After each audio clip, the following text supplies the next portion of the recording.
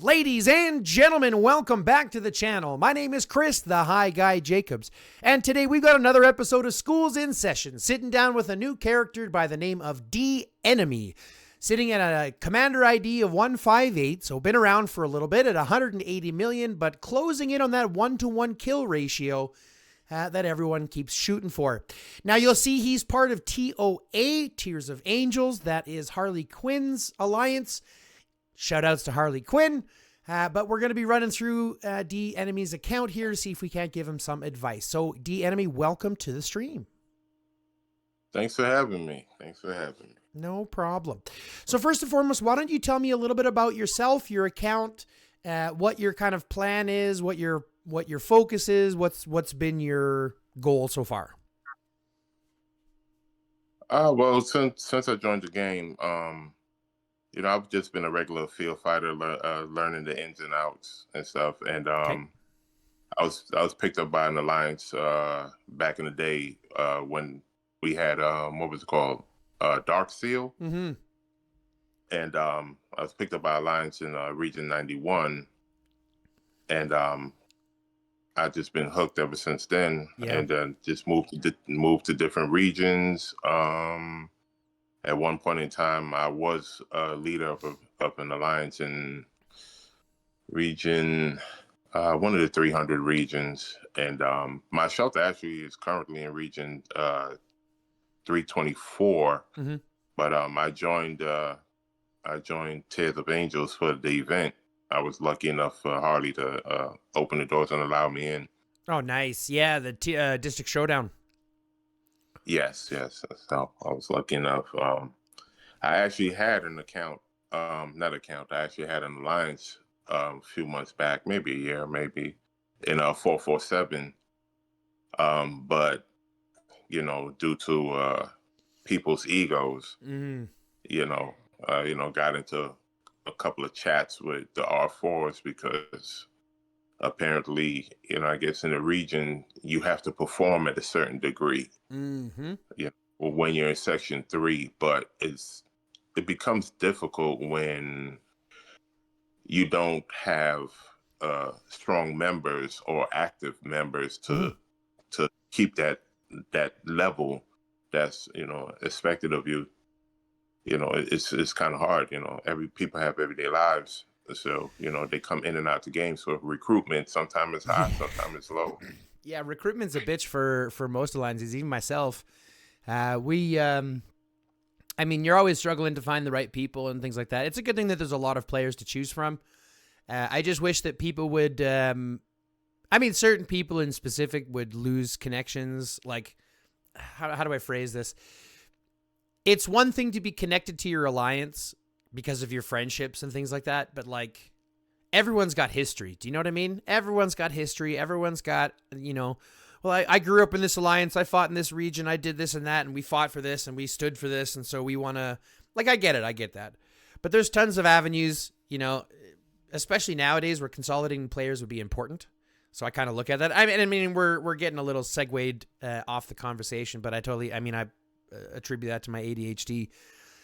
So we'll bring it back here. So you've been doing a lot of field fighting, you said.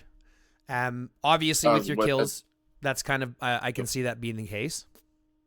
No, actually not. I just when I started was with field fighting, but yeah. So what do you do now? Right now, I do garrison, not garrison. I rally now, and the garrison players that we had, they just ventured off. So now I'm with a small alliance in region 561, Order of the Forsaken. So the garrison guy, 2 players that were there, they just ventured off to bigger alliances. So now Gotcha. I'm taking on the mantle of rallying and garrison. Sure. But here, the reason I ask is because typically what's going to happen if you're a rally captain or a garrison captain, things like that, like you're going to be hyper focusing into those roles as much as you can.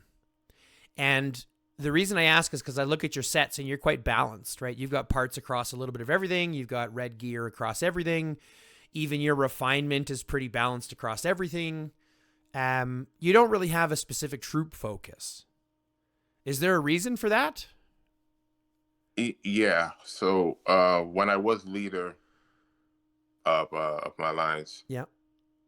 with the revolving door of players coming, going, coming, going, it had put me in a position to where I need to carry the members that's here now. And a lot of them were still growing, and a lot still are. So You I felt took on the obligated to, yeah, I see. You felt obligated to stay balanced.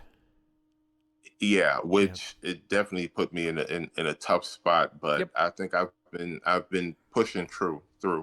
But yeah, that's why I'm pretty much like not really hyper focused in one area. Yeah.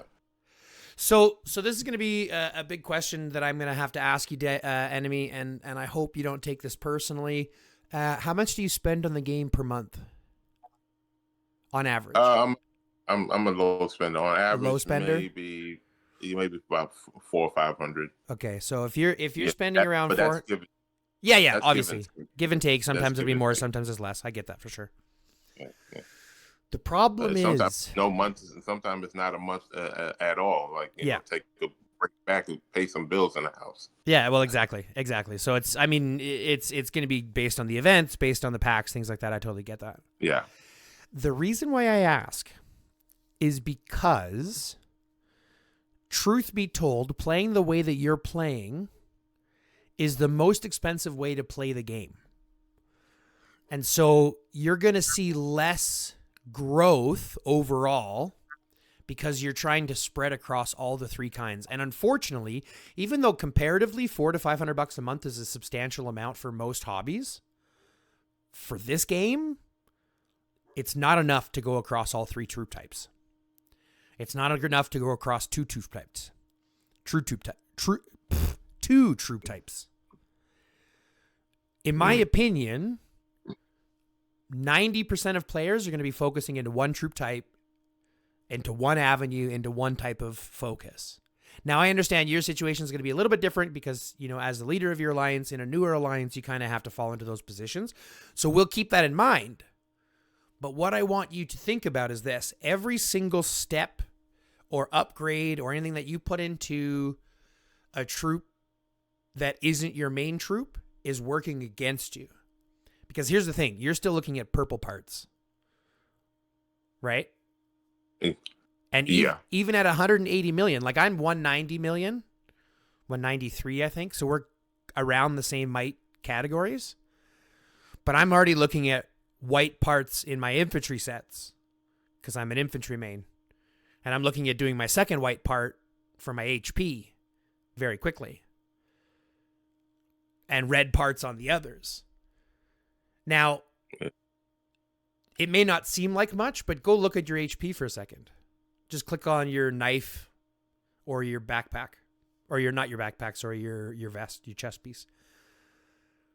And then click on the parts and look at the magazine pouch. So we're talking 11.5 is red. I believe, 15% squad HP at white? So you're looking at 9%. I'm looking at 15%. I got 6% more HP than you just on one piece, just on one part. And I'm going for my second white part for HP. You see what I'm saying? So the problem is you're going to be your riders will be stronger than your ranged will be stronger than mine. Your riders will be stronger than mine 100%. I would never dispute that. But when it comes to the infantry, you're going to have a problem. But here's the thing. Go back to your profile for a second. How many troops do you have? Let's take a look at your troop count. Just click back, squads in the bottom right. Yeah. So you're balanced across all three, but you don't really have anything that's kind of leading the way, right? No, because of course we don't have healers, and the last few events, I've taken a hit. My shelter it has even got burned in GW. Mm-hmm. So Well, I'll give you kudos on one thing. The 219,000 cars, tier 1 cars, perfect. I like that. That's awesome. Well done. thank you. However, what I would suggest you doing is picking a troop avenue and then hyper focusing into that avenue. Now, whether that's ranged or infantry, because those are the ones that you're kind of set up better for. I mean, obviously, we have to take a look at heroes and armaments, but just at the first glance, this is kind of what I'm looking at. Yeah, most likely it's going to be range, but the infantry, I try to keep it filled for. Well, I mostly use it for, like I said, now the garrison and to field fight, because we need some protection out there for refilling the rallies and stuff. So let's take a look at some of your heroes. Let's take a look at who you have armaments on. Show me who you have armaments on.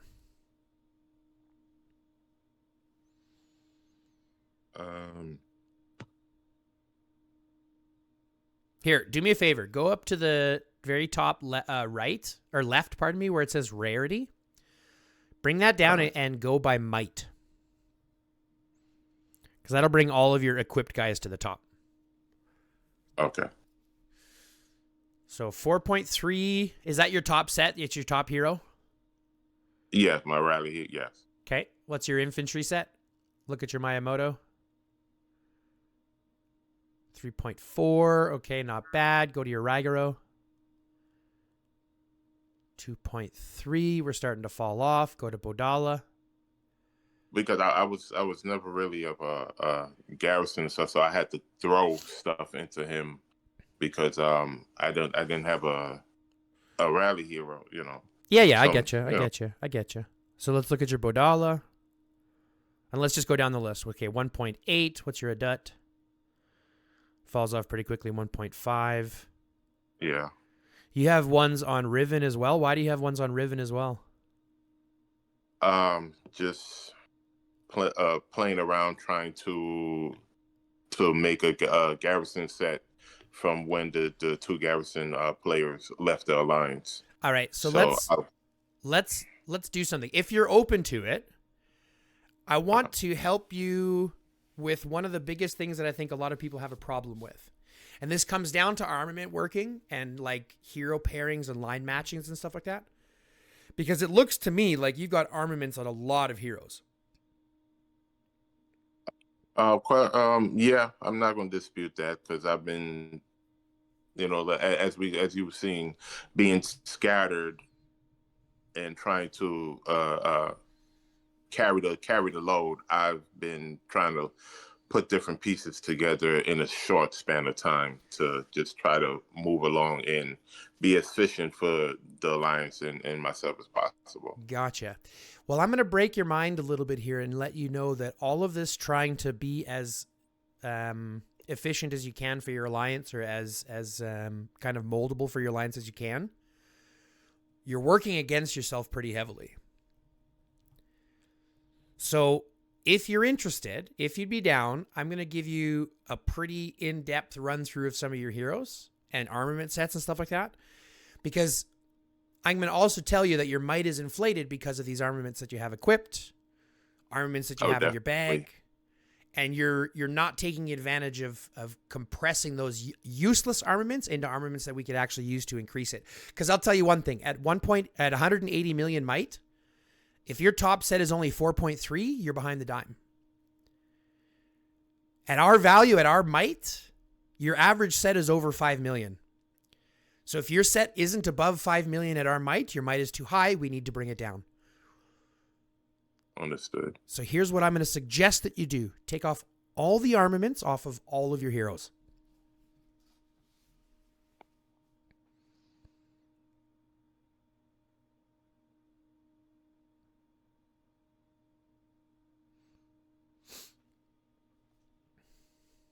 I totally forgot you could do that way. That's so much easier than having to go back to every hero and then go back to every hero. That's so great. You just showed me something new, and I'll probably forget it tomorrow. Like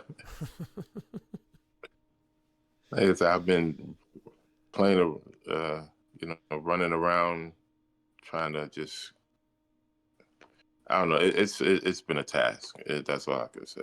It's been a task. I don't disagree with that. This game doesn't make it easy, and it really gets you.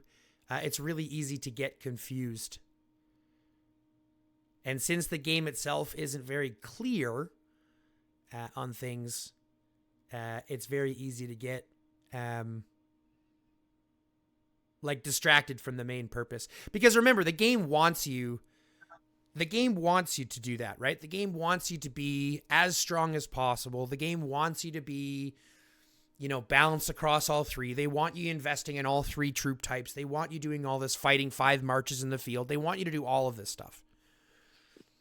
But let me ask you a question. Do you have hundreds of thousands of dollars to invest in this game? If that's the case, I would have built me a nice village by now. Yeah, if we had hundreds of thousands of dollars, my advice wouldn't really matter because we're talking about a totally different thing. The only reason why my advice matters is because at the end of the day, the premise is to be as efficient as we can, right? While this game wants to spend hundreds of thousands, we want to be as efficient as we can with the amount of resources that we have. Okay? So, yes. Knowing that, we want to ask ourselves a couple of questions. First things first, how many marches do you fight in the field with? I technically go with 2, but, there's times where I would just hit march all and just, Mass to play with 5, right? Yeah. There's times where, you just got to shoot out there just to accomplish something, just. Here's the thing, but though. I mainly go with 2. Okay, here's the thing. I'm going to break this down for you as well. Even when you think that sending 5 to get something accomplished is proper, the problem is the cost is going to far outweigh the benefit.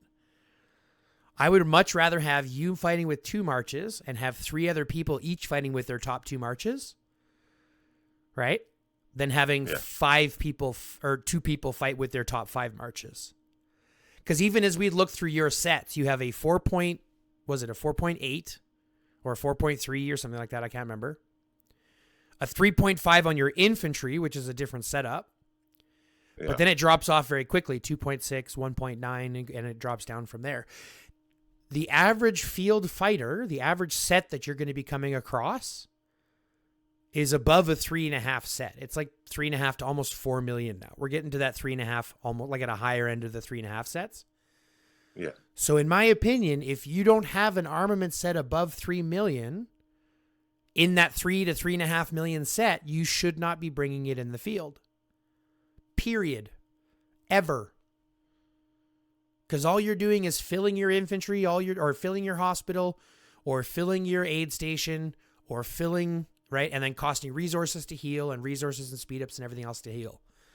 So in my opinion, unless you have 3 to 3.5 million set, you're never taking it in the field.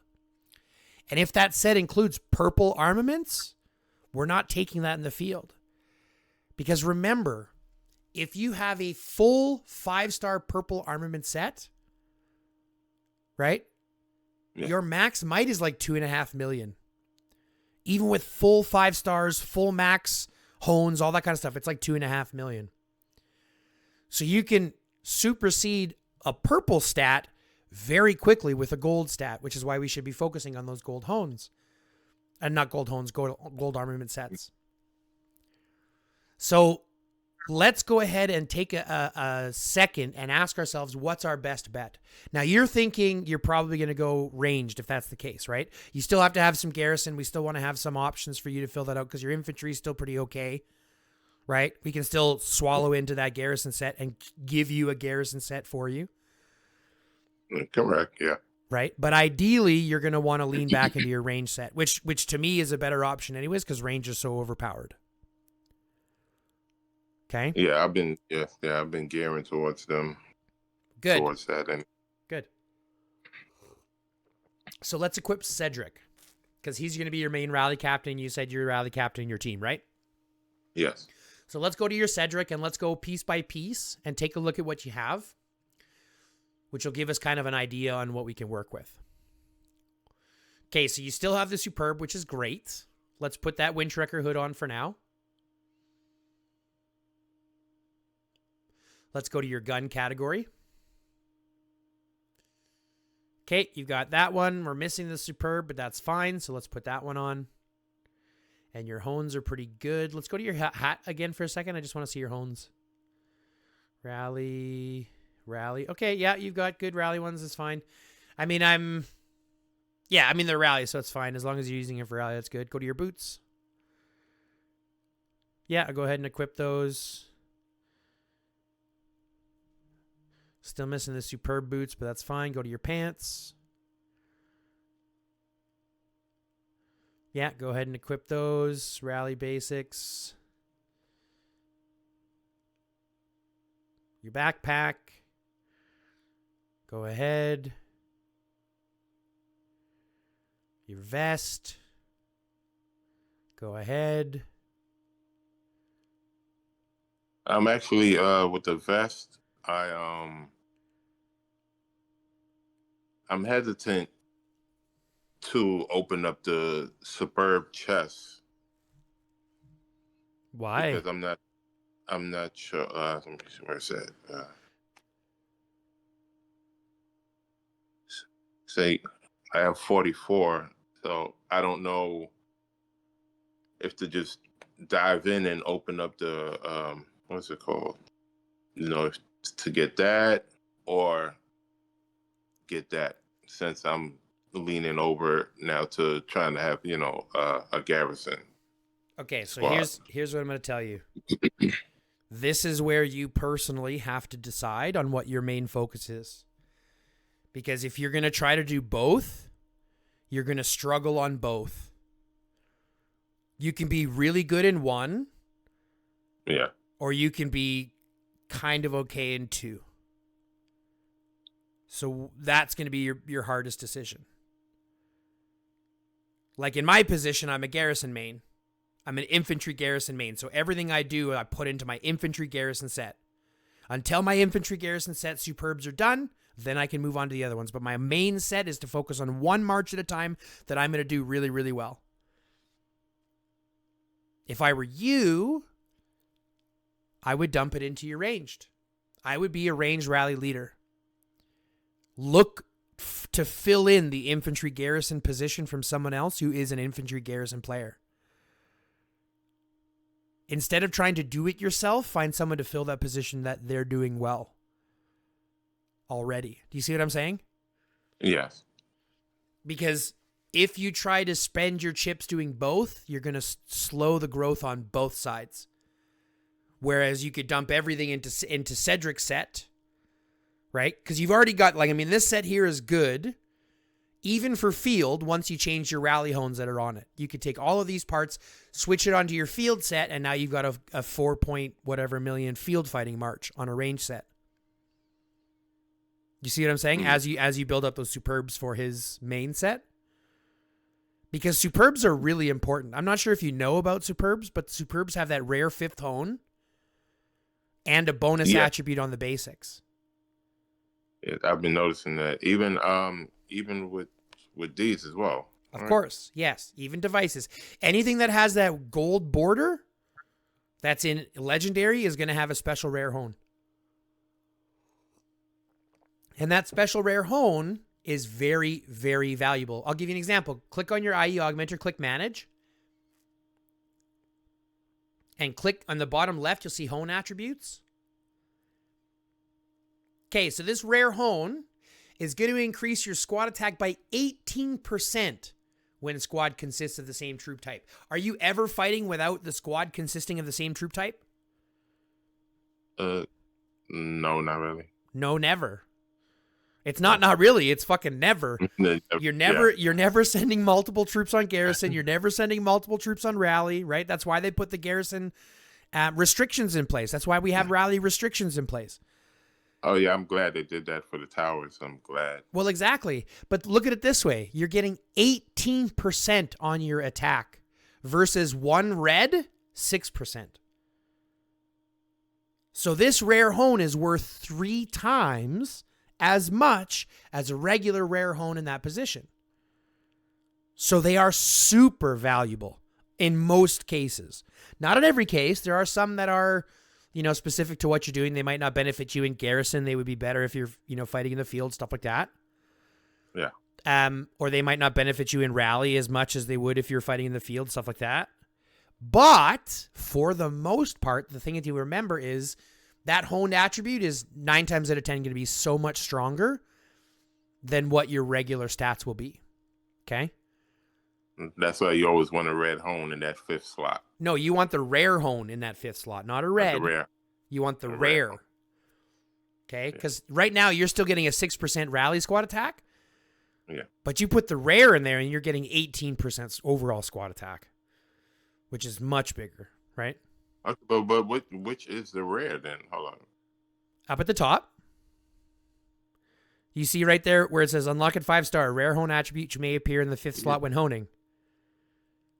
That whole rare ability where it says rare, increase squad attack by 18% when squad consists of the same tube type.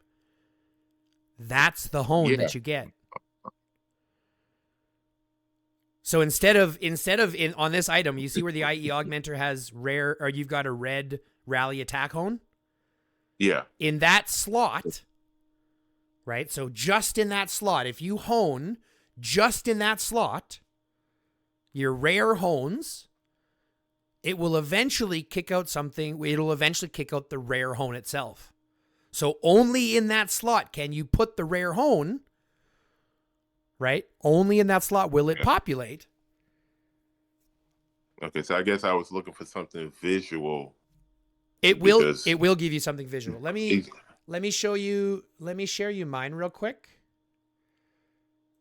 Let me share my screen. I'll share mine real quick and I'll show you what it looks like once you have the rare. Yeah, just give me 1 second and I'll share mine.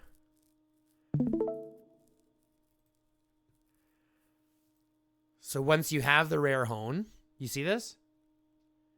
No, I don't know how to go back to see it. You just got to go back to Discord. I'll go back to Discord.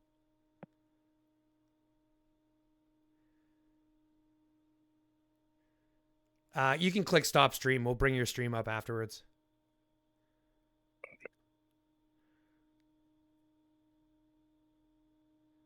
Okay. Yeah. Okay, I see. That's fine. Click that. Huh?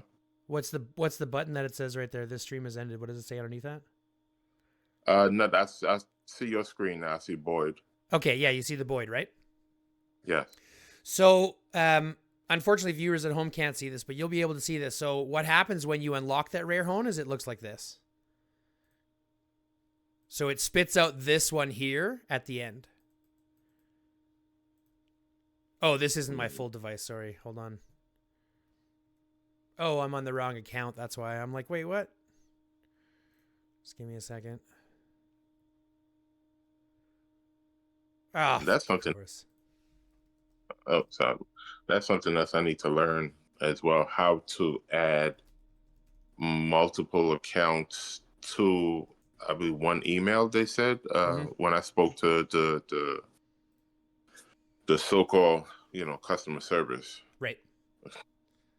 The so-called customer service. That's right. The no help desk. Yeah, pretty much. Yeah, everyone knows that. The no help desk. Okay, so I'll show you Boyd. So my Boyd right now is only 5.3, but it's all on superbs. Right? Mm. And that's what you're shooting for your main set. Because once you spit it out, it's going to look like this. Right?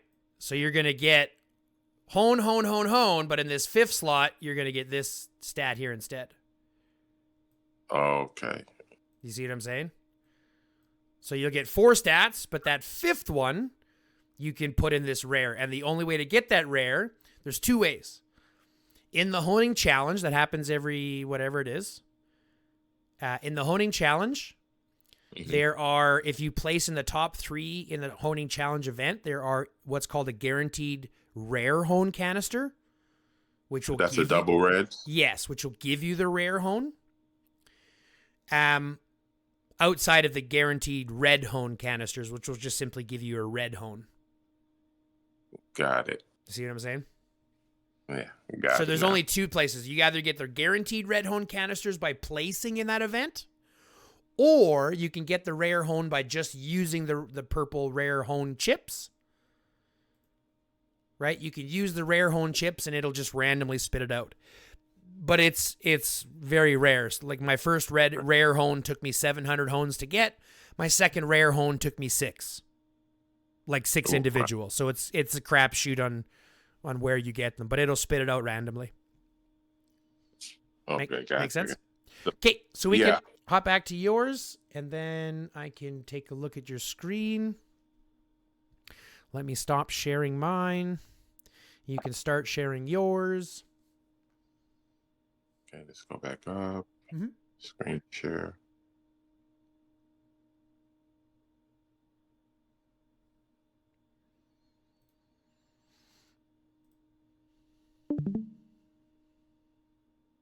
Perfect. And we're back.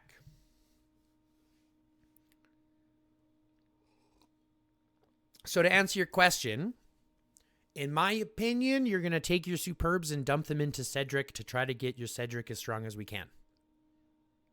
Because that's where you're going to be leaning into, is going to be your ranged rallies. And then put everything into your ranged, right? Put everything you can into your ranged parts, into your ranged equipment, into your backpack, all that kind of stuff. And we'll talk about parts afterwards. Yeah, that's a good one. IE Augmenter, you got a 5-star, which is great. We just got to get that rare hone on there, and you'll be awesome. Go to your other device.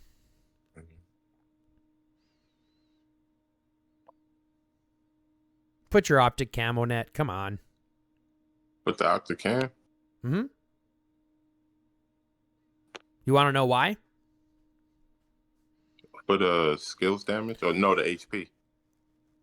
There's 2 or 3 reasons. First off, yes, the HP. HP is very important. Okay. Number 2, you're getting the skill effects, right? The every 10 seconds deals additional damage and heals, which is great for rallies and garrisons. But here's the biggest difference. If you look at the purple mask, the hone attribute effects, just go down and look at one purple mask. The honed attribute effects are half of what the other one are. So you're getting 1.7% squad attack, 24 squad lethality. Go to the other one. 3.8 and 31%. You see, so twice as much squad defense, twice as much travel speed, more potential for lethality and block. Right? Okay. This is why legendaries are so much stronger than purples. It's not just that purples have like less might to them and things like that. It's literally because the honed attributes effect are half as beneficial. Like everything's half as good. So when your legendary hero set, one legendary piece is at like 2.5 stars, 3 stars, it's better than a full purple. Which is why I always say we fight with gold, we farm with purple. Yeah. Okay, this is our main focus because those purple armaments are never going to be good enough in the field to be able to do much except, slow the death into your hospital by a little bit. Okay? Does that make sense? Do you see where we're coming from? Yeah, it does. Yeah, it does. Okay. It does. That's pretty, you hit the nail on the head as to why I had purple sets on Bodala and Ribbon and stuff. Like, it slows the death. They don't get melted as quickly. So, but here's the thing: you're cutting out the potential for increasing your main sets, which is also why I say we don't fight with those purples. If you're putting them in the field, like they should be doing something, and if their whole purpose is just to absorb damage and end up going to the hospital at a slower rate, you're doing yourself a disservice, especially as a range player. Because range players, their main focus is literally dealing as much damage as possible. They are the damage dealers in this game. Right? Sophie Ethan, for example, is unstoppable when it comes to the amount of damage that can get output that way. And if I were you, I would look at investing everything that I do into being the best range player that I could be. You can also garrison with range. I'm not sure if you know this already, but you can garrison with range too. Ethan Lewis, very strong garrison.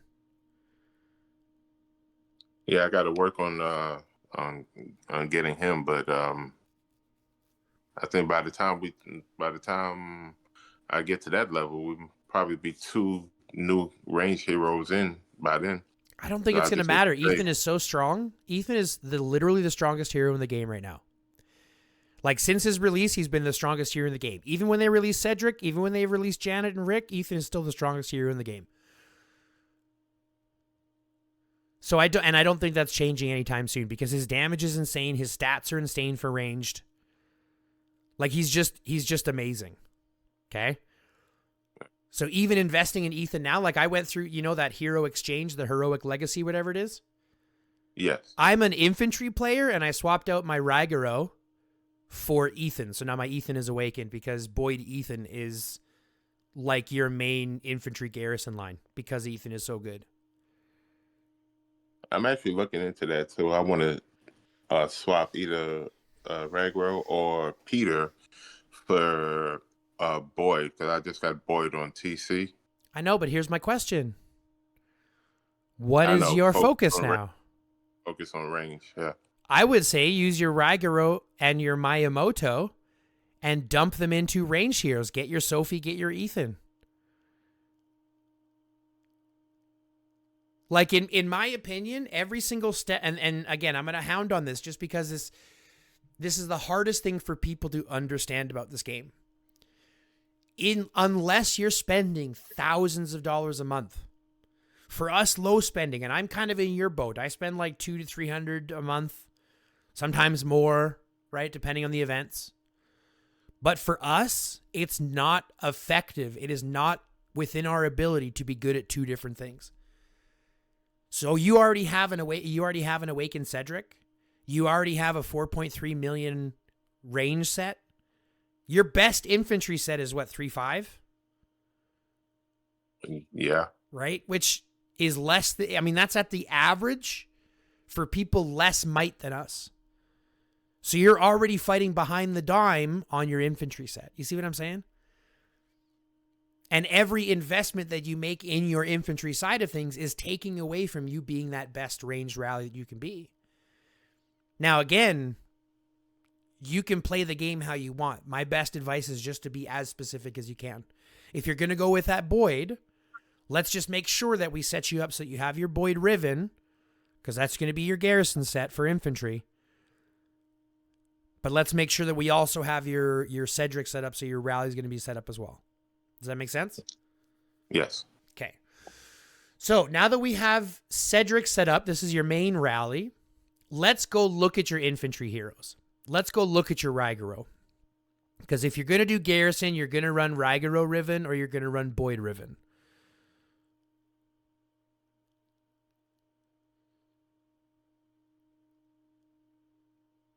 Now, let me ask you a question here. Is there a reason why you haven't combined your superb helmets together? What you mean? Out of the... So the Marco headband? Go click on Marco headband and then click on the other superb helmet. Okay. So the Marco Superb can use the anti-blast helmet to level up. The collab Superbs, so if you go to the Marco one, for example, go to the Marco headband and click manage, what you can actually do is you can upgrade that. Just click the upgrade button. You don't have to yet, just yeah. You can use your other Superb to upgrade this. Gotcha. Right? So this will allow you to use that Superb. Instead of having 2 Superbs at level 0, you can have your Marco at level 1. And then I would dump any Superbs that you get into your Marco. Because in my opinion, and the opinion of almost all the players, the collaboration pieces are better. This one you're getting lethality, damage, and attack, whereas the other headband you're getting block, damage reduction, and defense.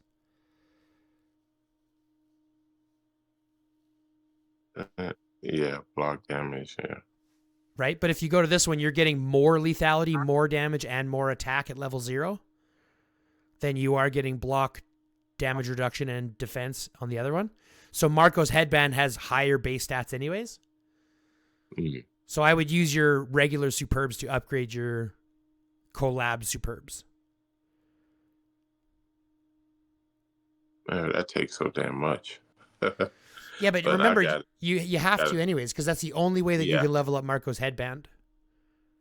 There's no other way to level up Marco's headband than to use the superbs to do it. Gotcha. Right? And although having two superbs, like looking at two superbs going, yeah, that makes sense. Having them, you feel good about having two, you need to consolidate them. Especially knowing that we have to look at kind of diversifying our abilities. You've got a lot of armaments, which is a lot of wasted attributes that we won't be getting effect from. Let's go ahead and equip him with your best. Let's put his Stego helm on. You can talk about the headband later, whether you want to upgrade it or not. That's fine.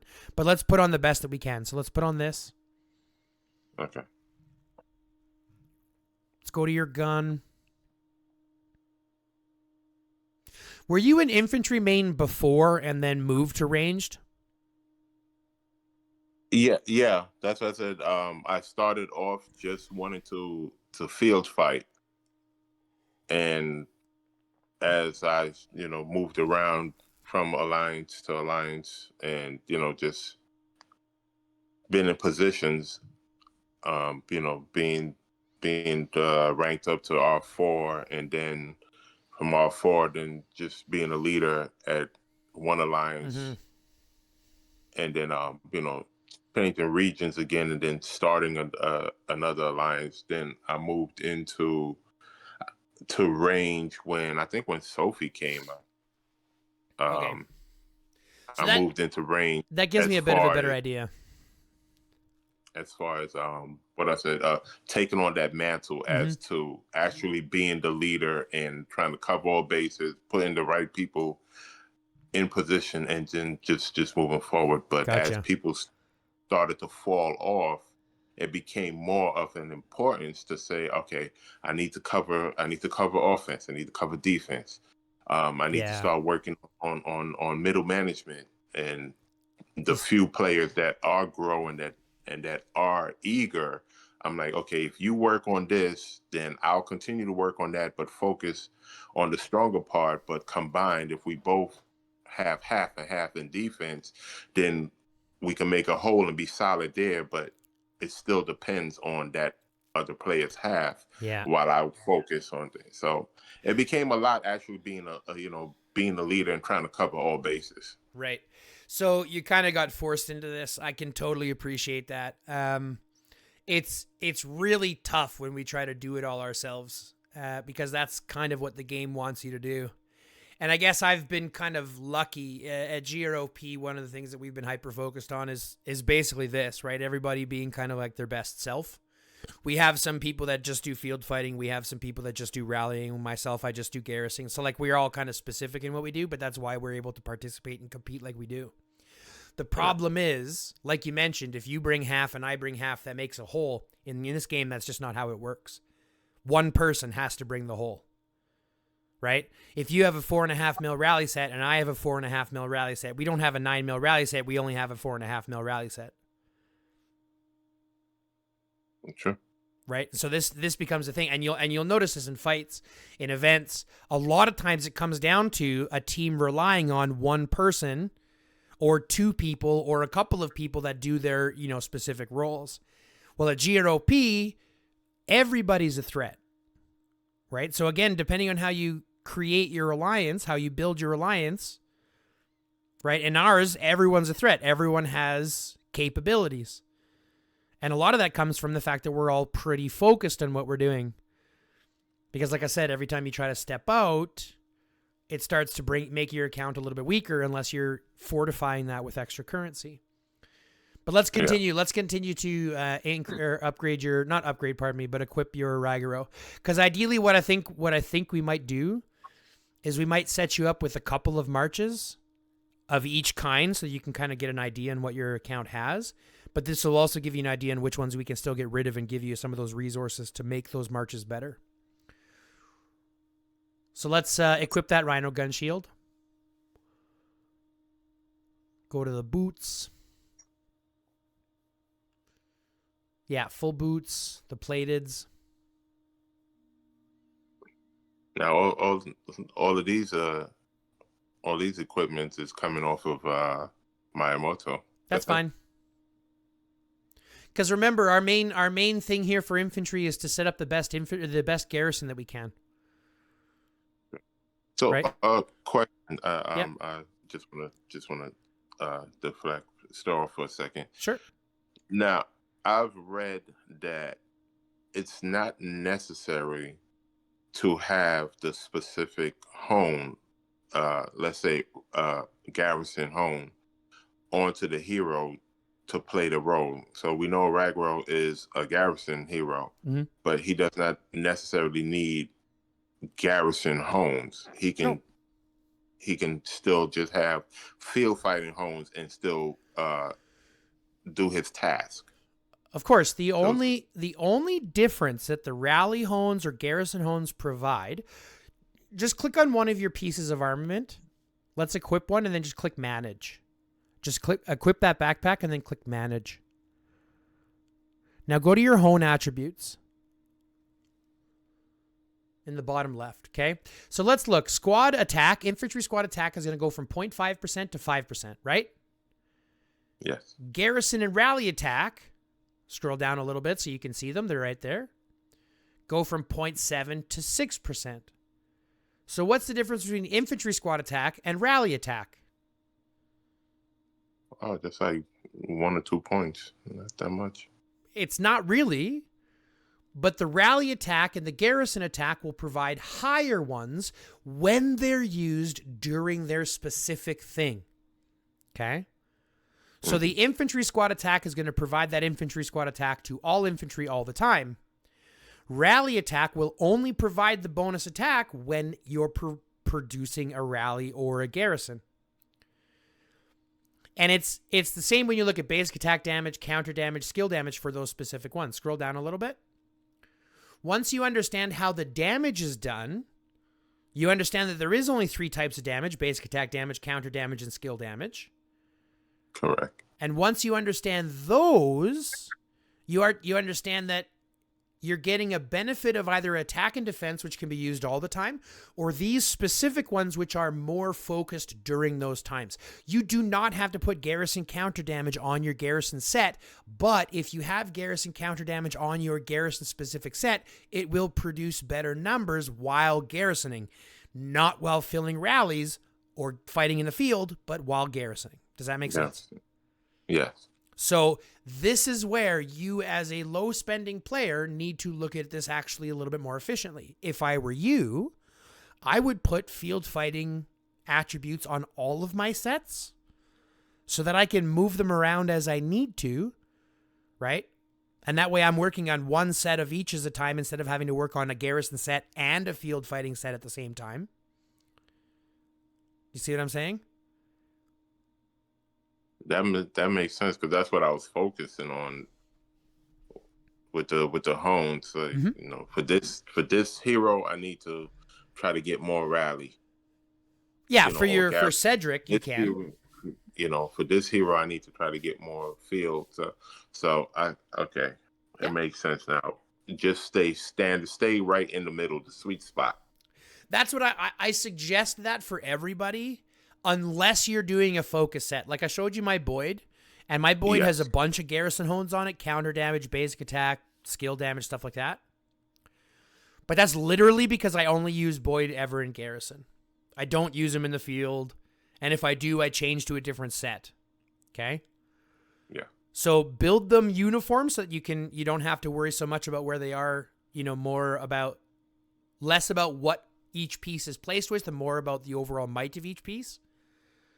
Unless you're building that specific garrison set or building that Cedric rally set, right? In those situations, having those specific hones is not a bad thing. Okay. Okay. Does that make sense? Yes. Okay. Yes, it does. So let's go to the vest. Let's equip the best vest that you have. That's that one there. And then equip the best devices that you can.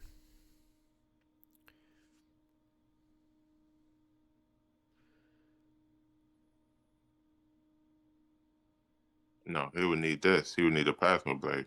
Correct. I would put the plasma blade and the mask. It's the only ones you have. Because the truth is, and I'm gonna hope and pray, you don't fight with your high performance motors, do you? I'm gonna be honest with. I think I had it on Bodala as a filler to get something else, but technically, no, I do not. Okay. So let's equip the mask and we'll clip the plasma blade on him. Again, these will be your fillers. Your mask and your plasma blade should be your fillers. Right? Your high performance motor, just click on a high performance motor for a second. Yes, you can get some hone attribute effects. But remember when I told you that purples are half as valuable as golds? Yes. Look at the actual stat bonuses that you're getting. 1.9% attack, 1.5% skill damage, and 21 squad lethality. And you're giving up 13.2% gathering speed and a 8% bonus at this level. Okay, so you're giving up extra resources for piss poor stats.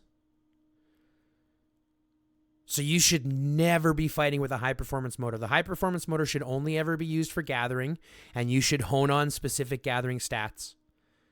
Gathering speed, gathering speed, squad load, and squad travel speed.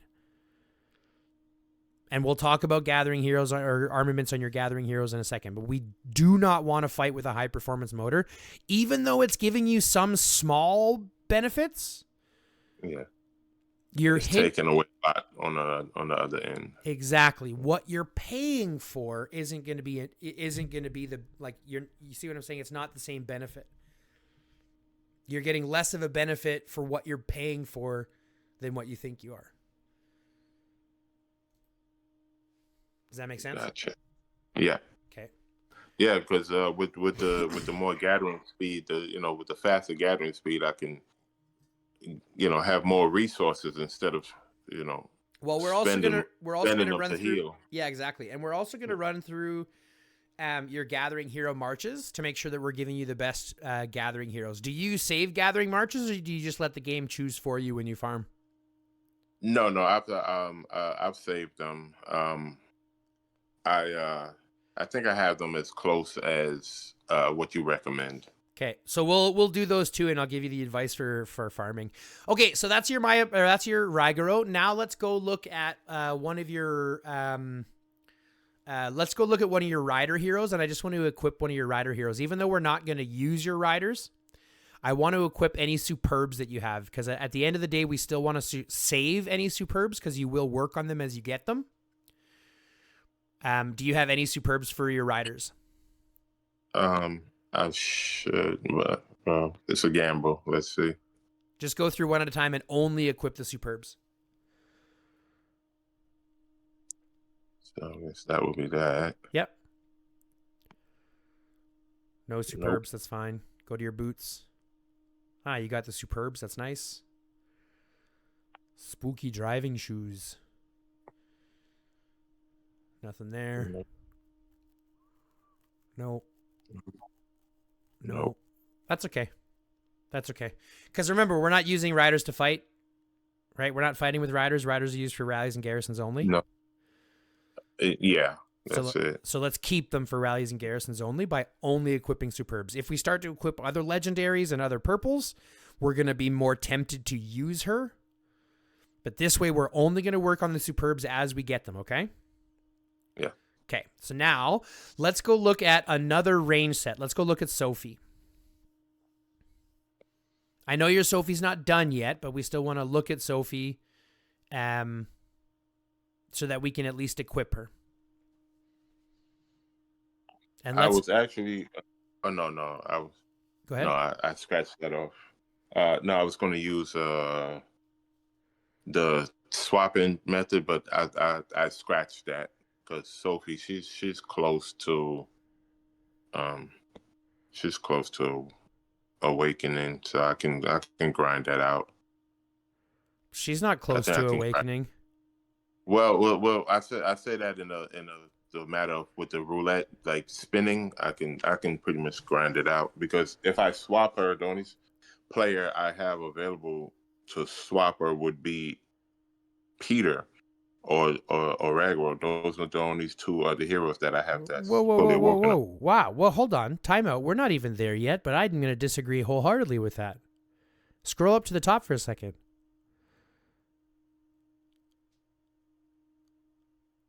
What about your Adut? What about your Miyamoto? I would need one of them for the field. No. Because remember, your infantry side of things is your garrison side of things. And even if we're talking about filling out your other sets, you have if you're looking at building 6 or 7 different sets, you're never going to be catching up to any of the players. You will always be looking at 1.2 million armament sets, 2.5 million armament sets. You'll always be getting dominated in the field. You have to lose sight of this fighting multiple marches in the field. Yeah. And even if you do, send your strongest marches. If you're going to switch your Ragaro for Boyd, which isn't a bad choice, right? I would switch Ragaro for Boyd in a heartbeat, and then equip Boyd Riven. You can still use Boyd Riven on the field because they'll still punch pretty hard. So you can take advantage of using him in garrison and in the field, which then means you don't have to build up a second infantry set. Because you also have to take into account every armament set that you send out, you also need 2 beasts for every march. And beasts are super influential in this game now. So if you don't have 2 beasts per march, you're also working behind the dime. And we're going to talk beasts here as well. So I know this is a hard lesson to learn, but the hardest lesson to learn is that we have to work with less. Anticipate you punching harder with doing less. Like, we want to reduce our might, be as low might as possible, but hit as hard as possible. And the only way to accomplish that is to consolidate all of our resources to be as strong as we have. You have an awakened Cedric, you have an awakened Bard, you have an awakened Riven, you can have an awakened Boyd. That would give you your garrison set and your rally set and still give you some playability in the others, right? Some mobility. If you want one, you can fight with your Cedric in the field, Cedric Bard in the field. You can fight with Sophie Ethan in the field or Sophie Lewis. But seriously, as arranged, I would look at swapping out to make sure that you have an awakened Sophie and an awakened Ethan. If you want your Boyd, sacrifice your Ragaro for Boyd. But then I would look at, Peter for Ethan and a Dut for Sophie.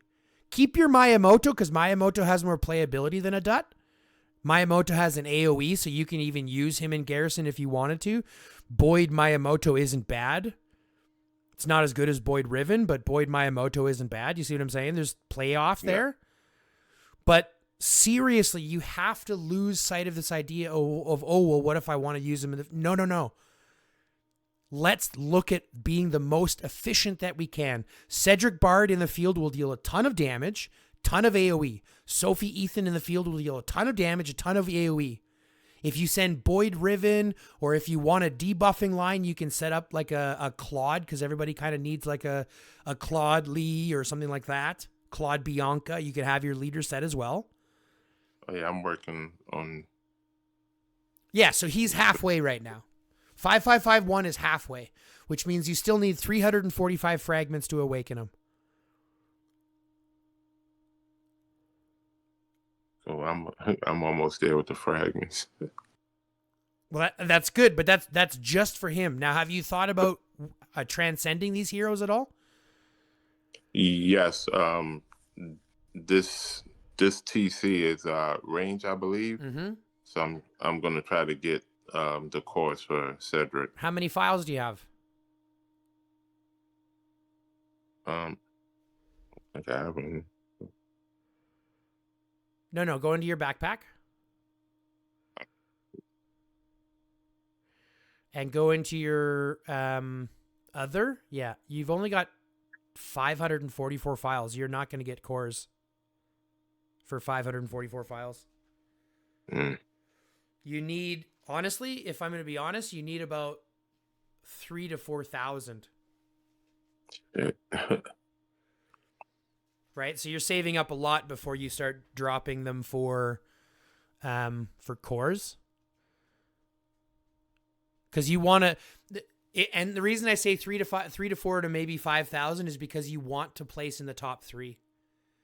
If you're doing it just to get in like the top 10 or like the top 30 or whatever to get a couple of cores, it's not nearly as influential. And I've done the math.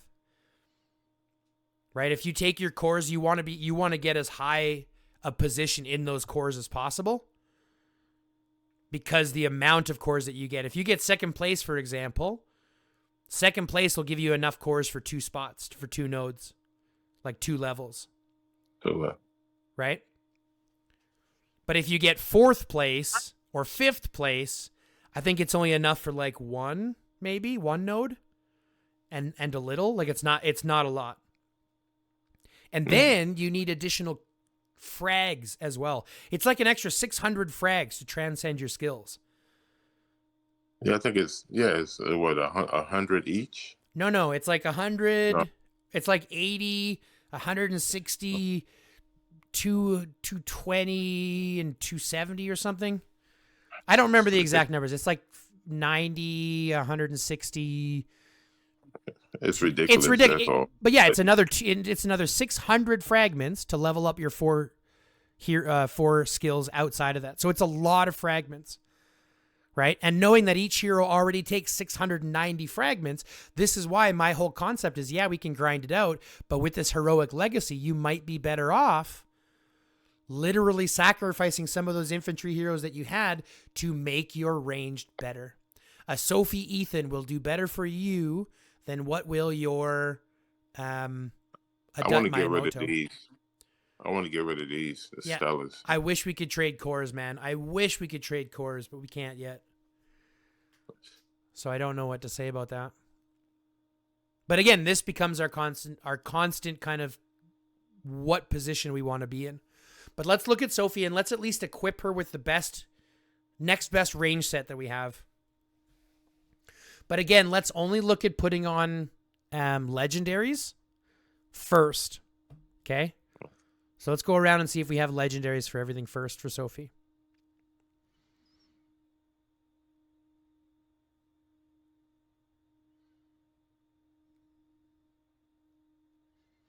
So the only one that we don't, the only 2 that we don't is going to be the special ghillie suit and the backpack. So let's go ahead and equip those, at least equip those legendaries in the gun, the boots, and the pants.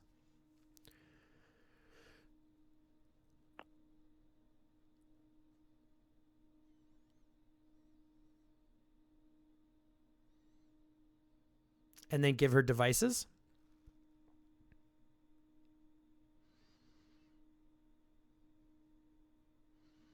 That's got infantry on it. Let's see this. No.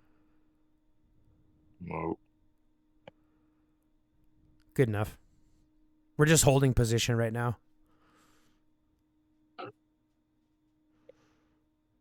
That's it. Okay. That's fine.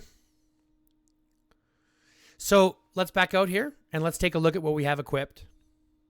So let's go back up to the top and let's do we have it done by might, the ranking?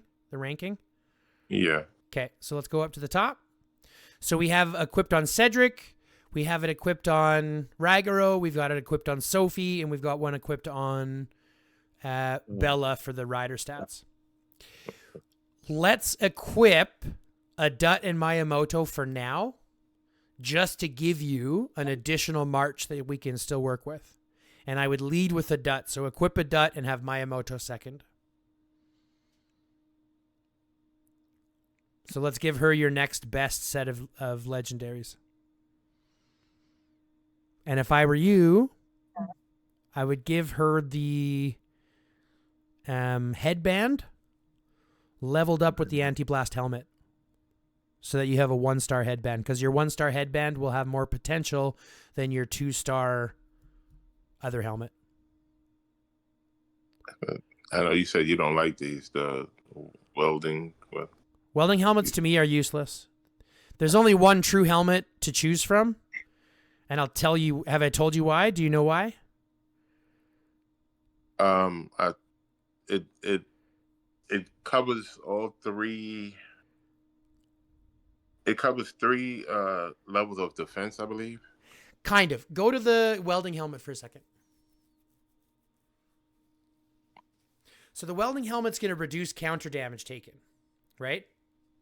Which is fine, but you have to understand where you're getting counter damage from, right? How damage is being done. A one-on-one battle? Right. Counter damage, you're only receiving counter damage from the target that you're dealing basic attack damage to. So the one target that I'm fighting directly will be hitting me with counter damage. But if I'm being swarmed in the field, I'm not being hit by counter damage on anybody else. The only counter damage that I'm being receiving is coming from the one single target that I'm focusing. Right? So counter damage taken to me is the weakest form of defense, because it doesn't defend against skill, which is 40 to 50% of the damage that's already done in a match anyways. It doesn't defend from basic attacks or swarms. It literally only defends from one source of damage. So to me, it's... Pardon? I was just putting it in terms of boxing. You're only getting it from that counter punch from that one individual in front of you. Right, and if I'm fighting a group, I'm only getting a counter punch from the one person that I'm attacking, right? Yep. Same thing. So in my opinion, the welding helmet is poop. I never use it. I only let it level up as the game wants it to, and then I dismantle it, because I don't think the welding helmet is good at all. I think that the Stego helm is going to be your best choice anyways. I would rather have 5 Stego helms over, a mix of Stego helms and welding helmets. But then again, that's just me. Now, I would go ahead and upgrade this with your other Superb, just because at the end of the day, you're not going to need to have 4 military armament sets for your infantry.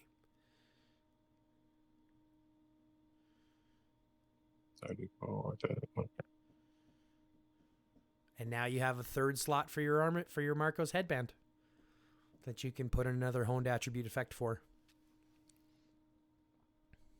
That's cool. Yep, equip.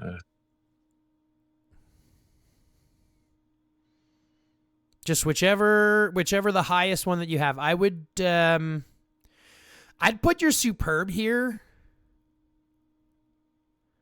Actually, no. Put your other boots. Your other boots at level 3 are still going to be better. You'll use them more. Especially if you plan to use a Dut in the field to fight, just keep your Superb set up. We'll equip it onto a 3rd armament set for you to make sure we don't lose them. Go pants. Oh. Yep.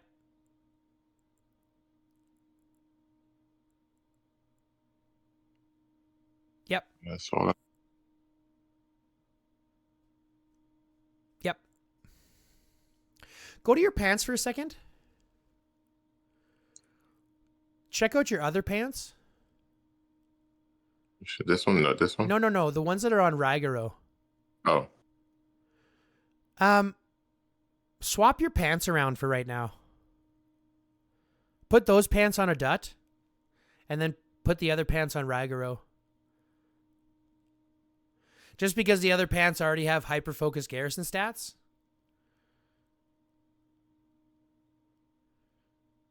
Just so that you'll get more benefit out of those garrison stats while he's garrisoning than while she's fighting in the field getting no benefits. Does that make sense? Yeah. Yeah, so let's just keep those swapped, which is fine. And then, yeah, give her those. And it's nothing else. Yeah, nothing else. We need to give her nothing else. Okay, now, back out a second. And just go find me one. Actually, just go right to Miyamoto. That's fine. And equip Miyamoto with those superb boots that you have. Just the superb boots, yeah. Okay, perfect. Now let's back out. Go to your favorite leader. I don't have one. Yep, Claude, Bianca, Victor, Jin, any of those guys. And let's equip our leader set to him at least. Well, I wanted Jin, but he's too expensive and he's becoming outdated. So yeah, he's no good anymore. I wanted him too, but he's no good anymore.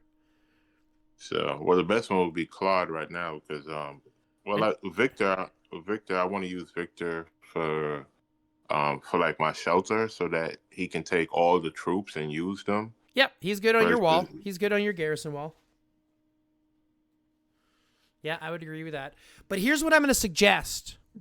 Uh-huh. Let's only equip the superbs for your leader set.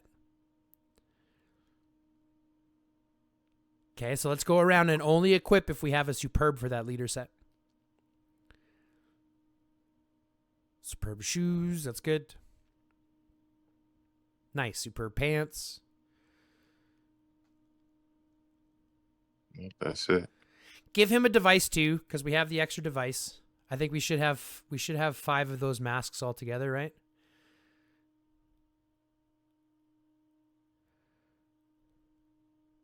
Yeah, give him a mask. 2. 1, 2, 3, 4, 5. 1, 2, 3, 4, 5. Yeah, we should have 5. So yeah, just equip a mask. No, we're just holding place right now and making sure that we hold those masks. Give a mask to Bella as well, because I don't think you have one on Bella. Who's you're just holding your rider equips.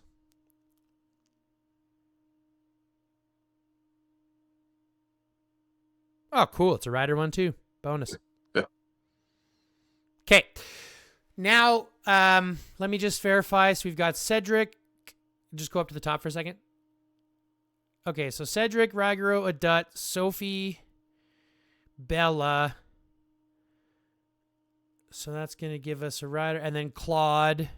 Can you click the might button again just to reset the might in the... Yeah. Perfect. So we got Sophie, Claude, Bella. We got one on Miyamoto. That's fine. So that's going to give us 5 marches. Technically 6 marches if you include the Claude one that's there as well. Then you have your other sets on there. Now let's go look at your farming heroes. So I'm going to give you the farming heroes that you're going to equip, and then we'll talk about the farming marches after, okay? Okay. So go to Sarah Vandermeer. Sarah Vandermeer is going to run your food march for you. How is she? Right there. You only have her 3-star. You haven't even awakened her 4 skill yet?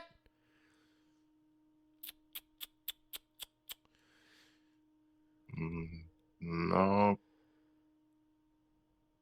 That's okay. I'll get it. It's fine. You only need to get her level 33 or whatever. I've just been focusing on everything else. Yeah. Your farmers, you only need to get to level 44 anyway, so it's not a problem. But again, here's where we want to be specific. There are specific gathering armaments. We don't want to just put any armament and then hone on gathering armaments. That's not what we're looking for.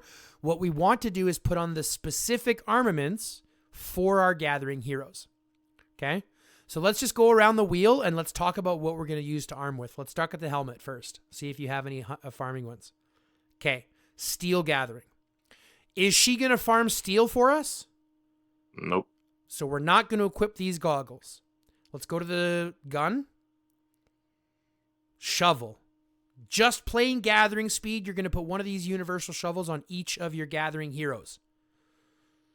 So equip a shovel on her. But do you have one for food? Okay, just put that one on then. Blue ones we don't care about. Okay. Not yeah, put the rider squad attack so we can use the wood one for the wood guy. Go to boots. The rubber boots. What do they provide? Food gathering food. speed. Yeah. Are we gathering food with her? Yes. So that's perfect. Let's keep those. Now let's go to the pants. Pants do what? Oil. Like you said, oil. Yeah. We're not going to be using these for oil. We're not using her for oil, so we don't have to worry about equipping that. Let's go to the backpack. Now, the backpack is a special case because the backpack does provide wood gathering speed, but it also provides squad load. So if I were you, I would add a strap case to each of my gathering heroes as well, just to benefit from that extra squad load and the 4 extra honed abilities that you can then add for gathering speed, squad load, and squad travel speed. Okay, so let's put, and we're just using purples. Don't worry about blues and greens. They are nothing but extra weight. Let's only focus on purples. Now, okay. You got squad load on both of them, so just equip one. It's fine. And then go to your vest. Now, the vest is also a special case just because the vest provides, not that vest, look at the blue one. The blue one's going to provide squad load and squad block. So you're going to put a forward jacket on each of our gathering heroes as well, but we're not putting blue ones on. We're only going to work on purples or better. Okay. Okay. The reason is because you can get purples very easily in this game. And a level 1 purple is still stronger than a level 2 or level 3 blue. Okay? Right. So don't even worry about just a placeholder, just temporary. Just let it go. Don't even let them, because we're gonna once we have everything equipped, we're gonna look at our bag at how many armaments that we have unequipped, because these are all extra. This is adding to your battle rating, which is making your matchmaking harder. It's also adding when you equip them to your might, which makes your battle rating, which makes your matchmaking harder, and it prevents you from breaking them down and turning them into the legendary hero chips that we need, or the legendary fragments that we want. Okay? Yeah. So once we equip all this stuff, then we're going to look at what other extra stuff that we have afterwards, okay? Okay. Now let's also equip an engine on her, a high-performance motor.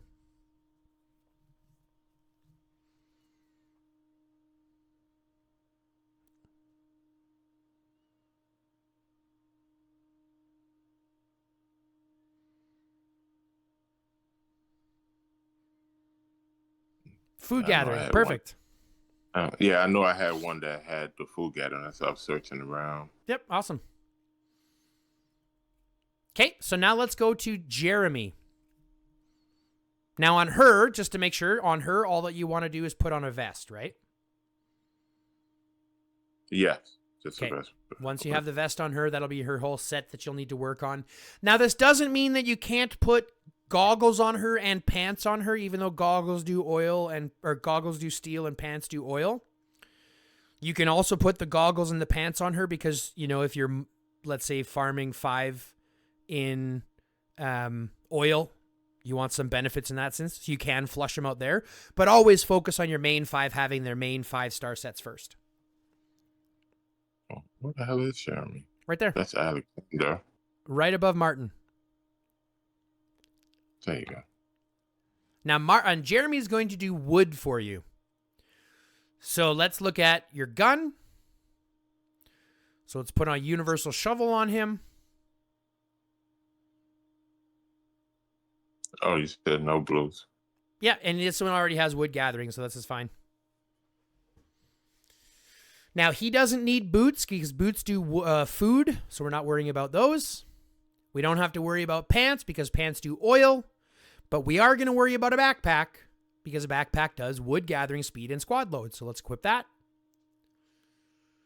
He's also going to want a vest once you get a vest for him. And a gathering engine. Yeah, a motor. See if you have one for wood. I'm not sure if you do or not. I should. I'll be surprised if I don't. Yep, no, I don't. That's okay. Just put on the second 2-star that's on the bottom on the left. That one, yep. Because remember, now that you have all these extra motors, we can put them back into upgrading the ones that you have. Yeah. Okay, so this is going to be Jeremy. All you need now for him is a vest. And then that'll be what he needs altogether. So now we're going to go look at Alexander. This is Mr. Steel. So goggles. Give him your full goggles. We don't have a shovel for him right now, so don't worry about that. He doesn't need boots. Give him a device. No, I had this boot here with the steel gathering. Nah, forget about it. Okay. It does food. But remember, we still have a fifth guy that we have to worry about. Give him a device. I think you have a good one for steel too. Yeah, right there. Now, he's going to want a backpack and a vest. Well, technically, you want to give him a shovel, a backpack, and a vest. No blues. No. Don't worry about them, because literally you're getting what, a 6% wood gathering speed? That's not going to do nothing for you. And a 4% squad load when we can get that easier on a purple very quickly.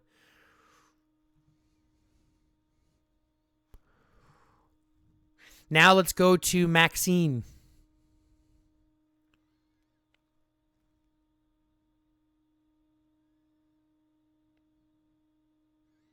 She's going to do oil for you.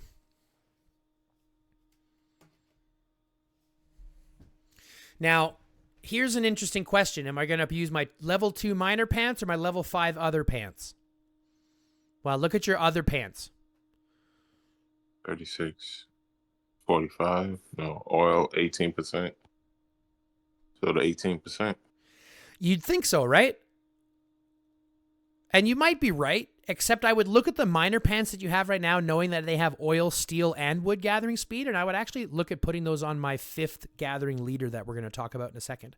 So I would give her those gathering pants instead, and then hone out the gathering honed attributes that you can get for her. Wait, so you give her the gold one, the legendary one, instead of this? Yes, and I'll tell you why once we get to our 5th gathering hero. Okay. Oh, okay. Because he does everything. The little weird scientist guy. That's right. Because they're farming everything, we want to give them a little bit of everything, and these minor pants are already statted for him to do everything. Okay, makes sense. So let's give her the golden ones. And then you'll need a device. You'll need a backpack and a strap case on her and a forward jacket, pardon me, but let's give her the big device, the strongest device that you have. It's your oil gatherer. You don't have any. I noticed you didn't have any for oil, so I wouldn't worry about it. Just give her the strongest one. That will be this one. Yep. We'll hone them out afterwards, or you'll have an option to hone them out later, so that's not a problem. And then just remember, she wants a shovel, a backpack, and a vest. Gotcha. Okay. Now let's go talk about your final dude, Mr. Andrew. Is it Andrew Morrison? I believe his name is. The man in green with the crazy hair. Yep, Andrew Morrison. And we're going to equip him with one of everything. So give him the goggles, because I know we have extra goggles. Give him the boots, because I know we have an extra pair of boots.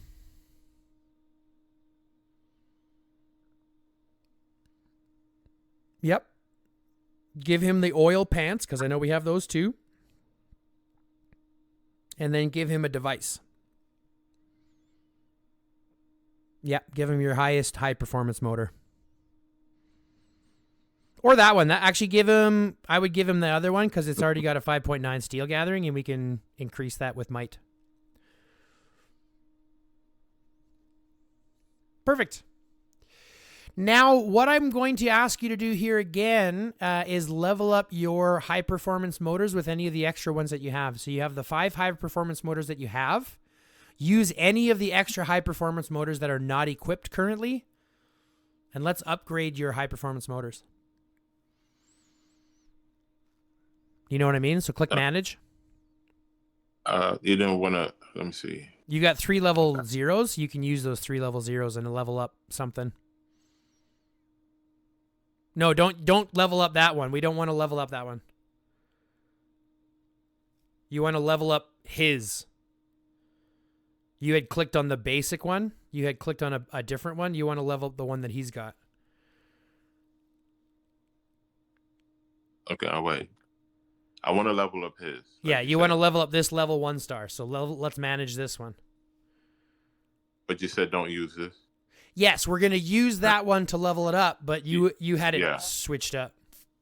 Oh. Yeah, use them to level up here.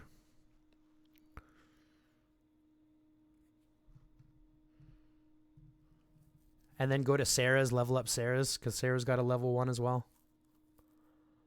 So she can have a level 2.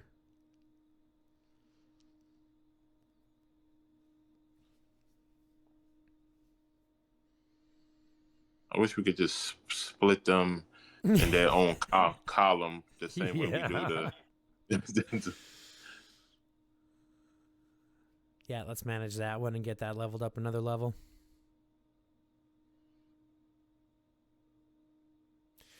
Do it again. Give her another level.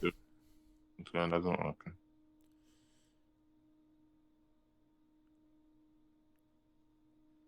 Okay. Now, you still have a 2-star that has not been equipped. So break it down. Yeah, break it down and then use it to upgrade the other ones. You got to go through your bag, unfortunately, to do that. Oh, that sucks. Yeah, I know.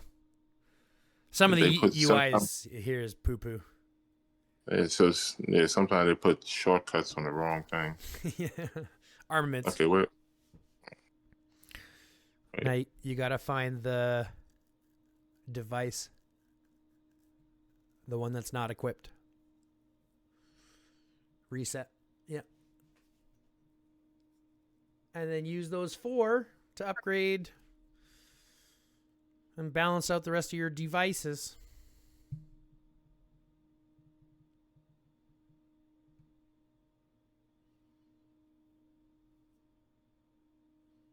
Nah, she's got a 4-star. I'd do it to the other ones first.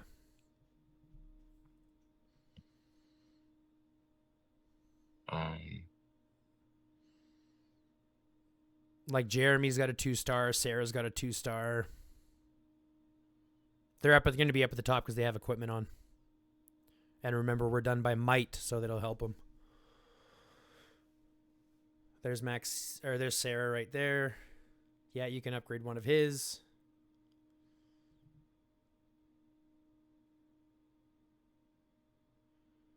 And then I would do Sarah and Jeremy and get them up to 3-star.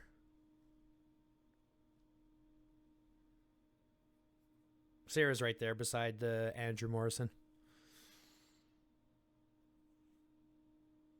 I think you could probably put one into Andrew Morrison's, one into Jeremy's, and one into Sarah's. Or dump 2 into Jeremy's or Andrew's to get them up to 3-star, whichever you want.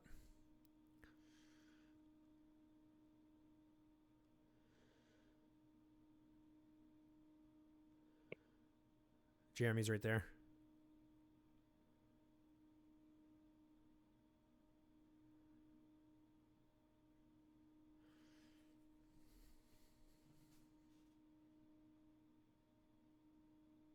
It's just one other person.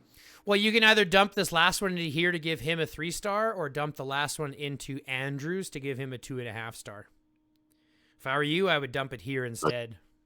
Yeah. And then dump your next 2 into Andrews. Okay, so now let's go from the top again. Let's register your equipment by might. Oh, there's no more. Yeah, we're all good there. Let's do our list by might again in your hero list. And let's just double check that we have everything we have equipped. We've got Cedric equipped. And that's going to be your rally. You've got your garrison set. You've got a field fighting set on a Dut. You've got another set you're working on with her. You have your rider set on Bella. You've got your leader set on Claude, and then all your farmers. and then your superb, one extra superb on Miyamoto. Yeah. Now, here's what I want you to do. Let's go to your backpack, and let's go look at your armaments. Now, scroll down a little bit for me, and let's just slowly go through. As it stands currently, keep going. Every single armament that you have that is currently not equipped is hindering our growth, hindering our battle rating, making everything harder for us, and taking our focus away from our main sets. Every single equipment that we have that is not equipped currently. So keep scrolling and you'll see the damage.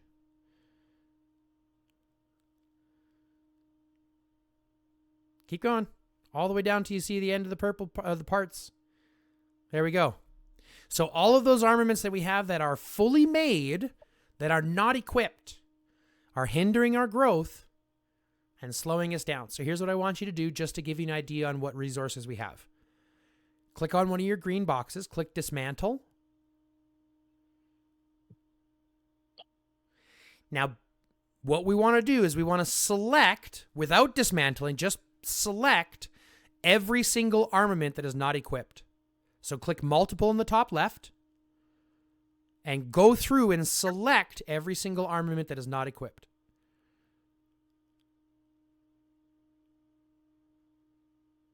Hold on, slow down. Go down a little bit. That one is locked. You got to unlock it, and you got to select that other vest as well, or the other one as well. At the very bottom, the very, very bottom backpack is still unselected. Yeah, there you go. And then select every single one that is not currently equipped.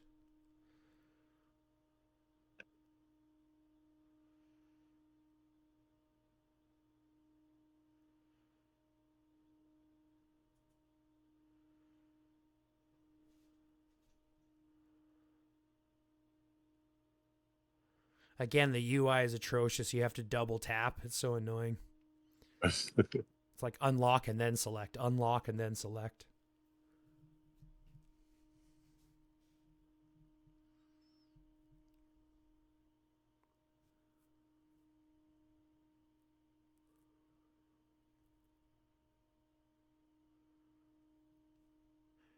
All I need now is an entrance to that Benny Hill music. Just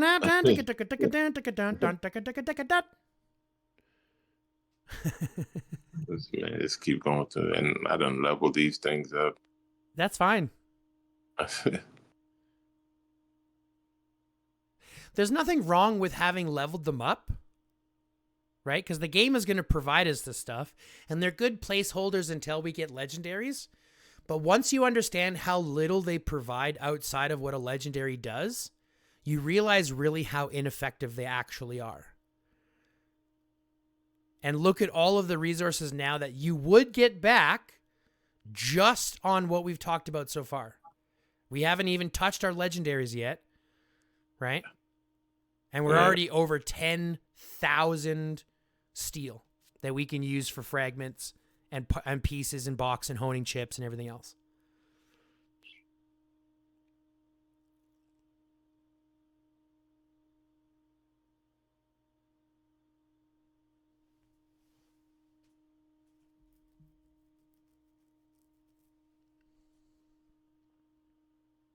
You had a lot of stuff.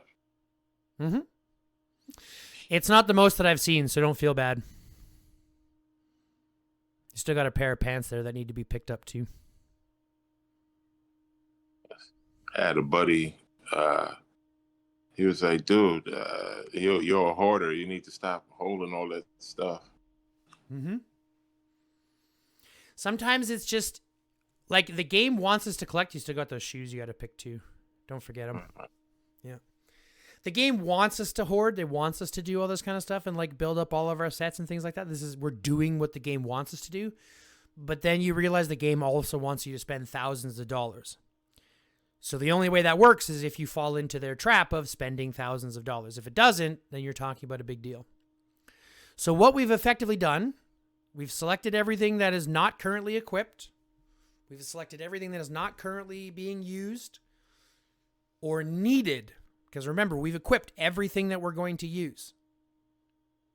And look at what you have left. 28,000 steel, 34 rare hones, and almost 1,000 regular hones.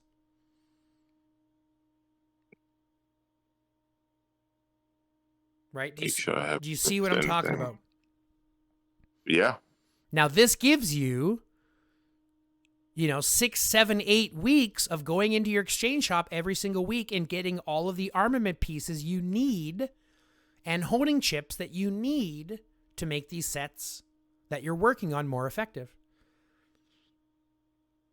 Now, if I were you, I would bulk dismantle, but this is always a personal choice. No, I'm gonna do it. I'm gonna do it. Right. So if I were you, I bulk dismantle and start working in my exchange shop because you have everybody equipped. All of this is extra fluff stuff that we don't need.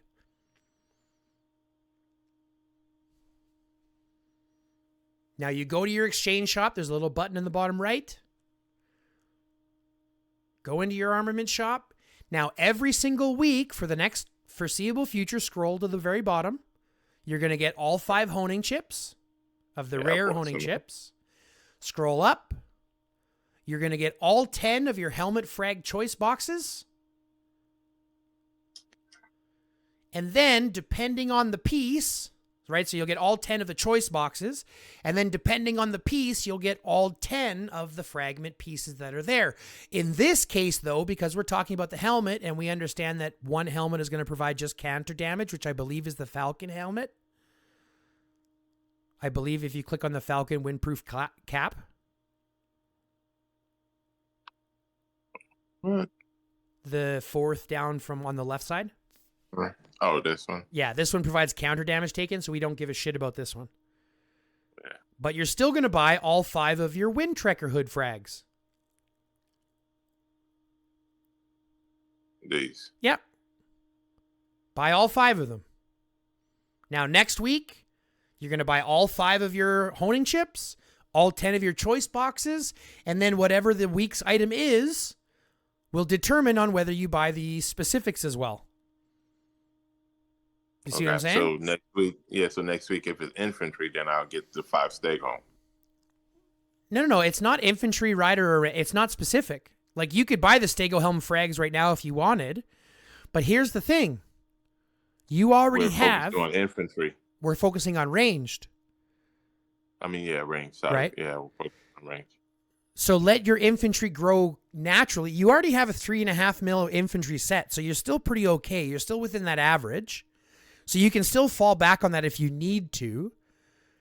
But remember, our main focus is going to be running those rallies and ranged, and then helping support in the field with the ranged or the infantry that we have left. Yeah. Does that make sense? That would be Sophie. Okay, so that becomes our Sophie, Ethan, even Cedric Bard. You can still use Cedric Bard in the field to deal damage. It'll still do really good for AoE, right? It still does good for AoE, still does extra damage in that sense. Bard is still really good there.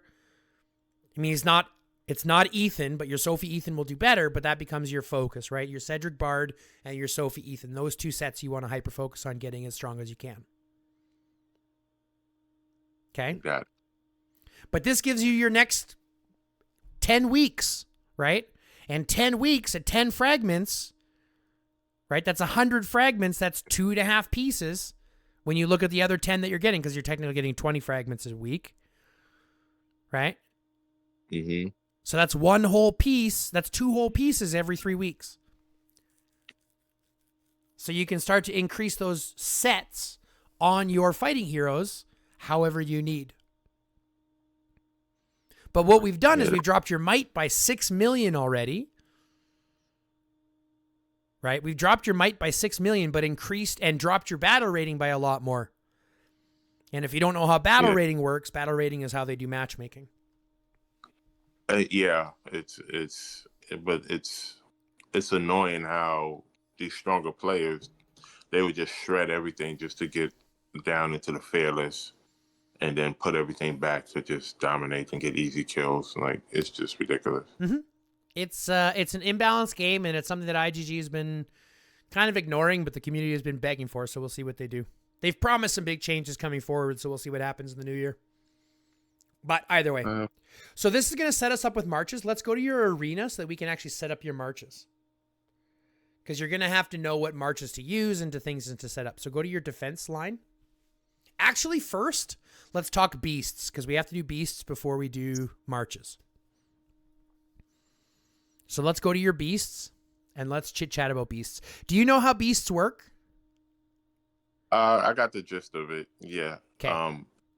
But what was puzzling me was for rallying, so he's my strongest. Okay. But to support, recently I've been hearing the crab or the jellyfish is a better support with him in rallying versus the Draco that I have. Yeah, your Gale Draco's poo-poo.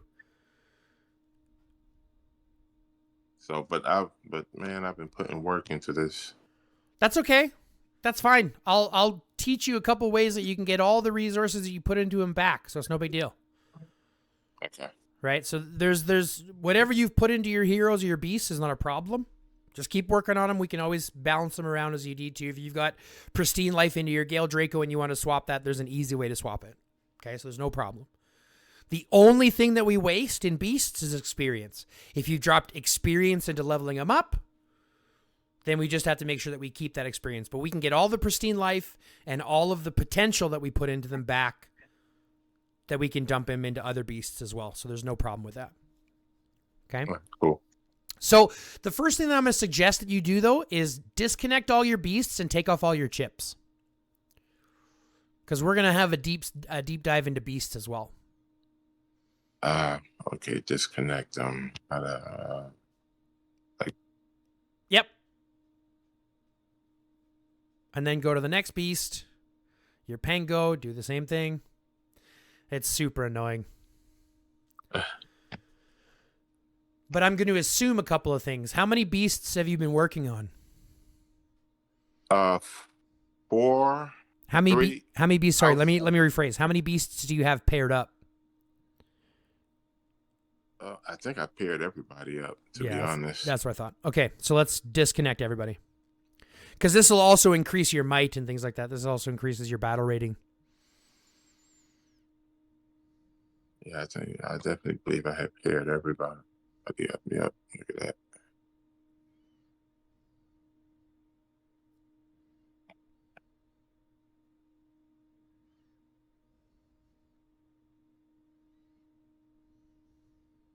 Okay, I think I'm good. Let's double check.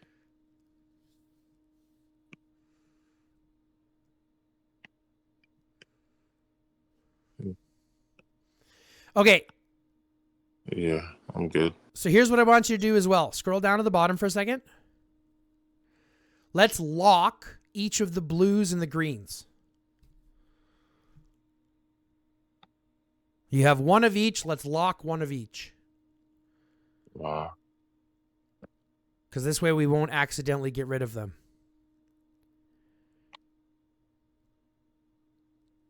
Because beasts are just like armaments. Right? We want to be able to break down the extra ones and use them for parts for the fragments and stuff that we need.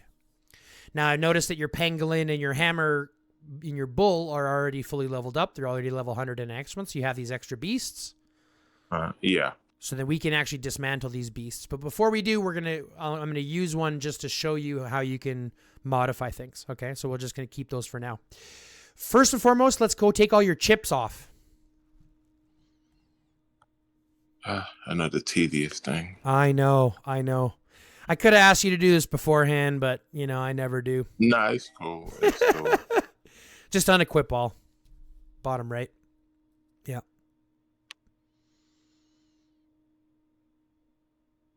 No, what am I doing? Here. Do you understand how the chips work with the arrays and stuff like that? Yes. A previous video of yours showing the balancing of it, which I'm in favor of having it activate more versus having it activate at a stronger level. So it's like it's like weightlifting. You want lean muscle, which is everyday use, which gets stronger in time, versus being bulky. You punch hard 1, 2, 3 times versus you punch at medium speed faster 100 times, which is more beneficial than a one strong punch. It's like you got to get lucky with that one strong punch versus The hitting 100 continuous. times. Yeah, I get the analogy. Yeah, makes sense. Okay, continue. Unequip. At least if you understand how the arrays work, then this makes it a little bit easier for us. Because arrays are something that a lot of people don't understand. So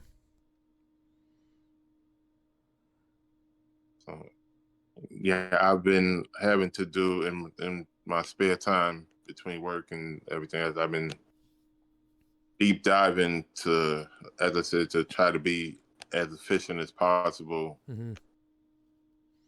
To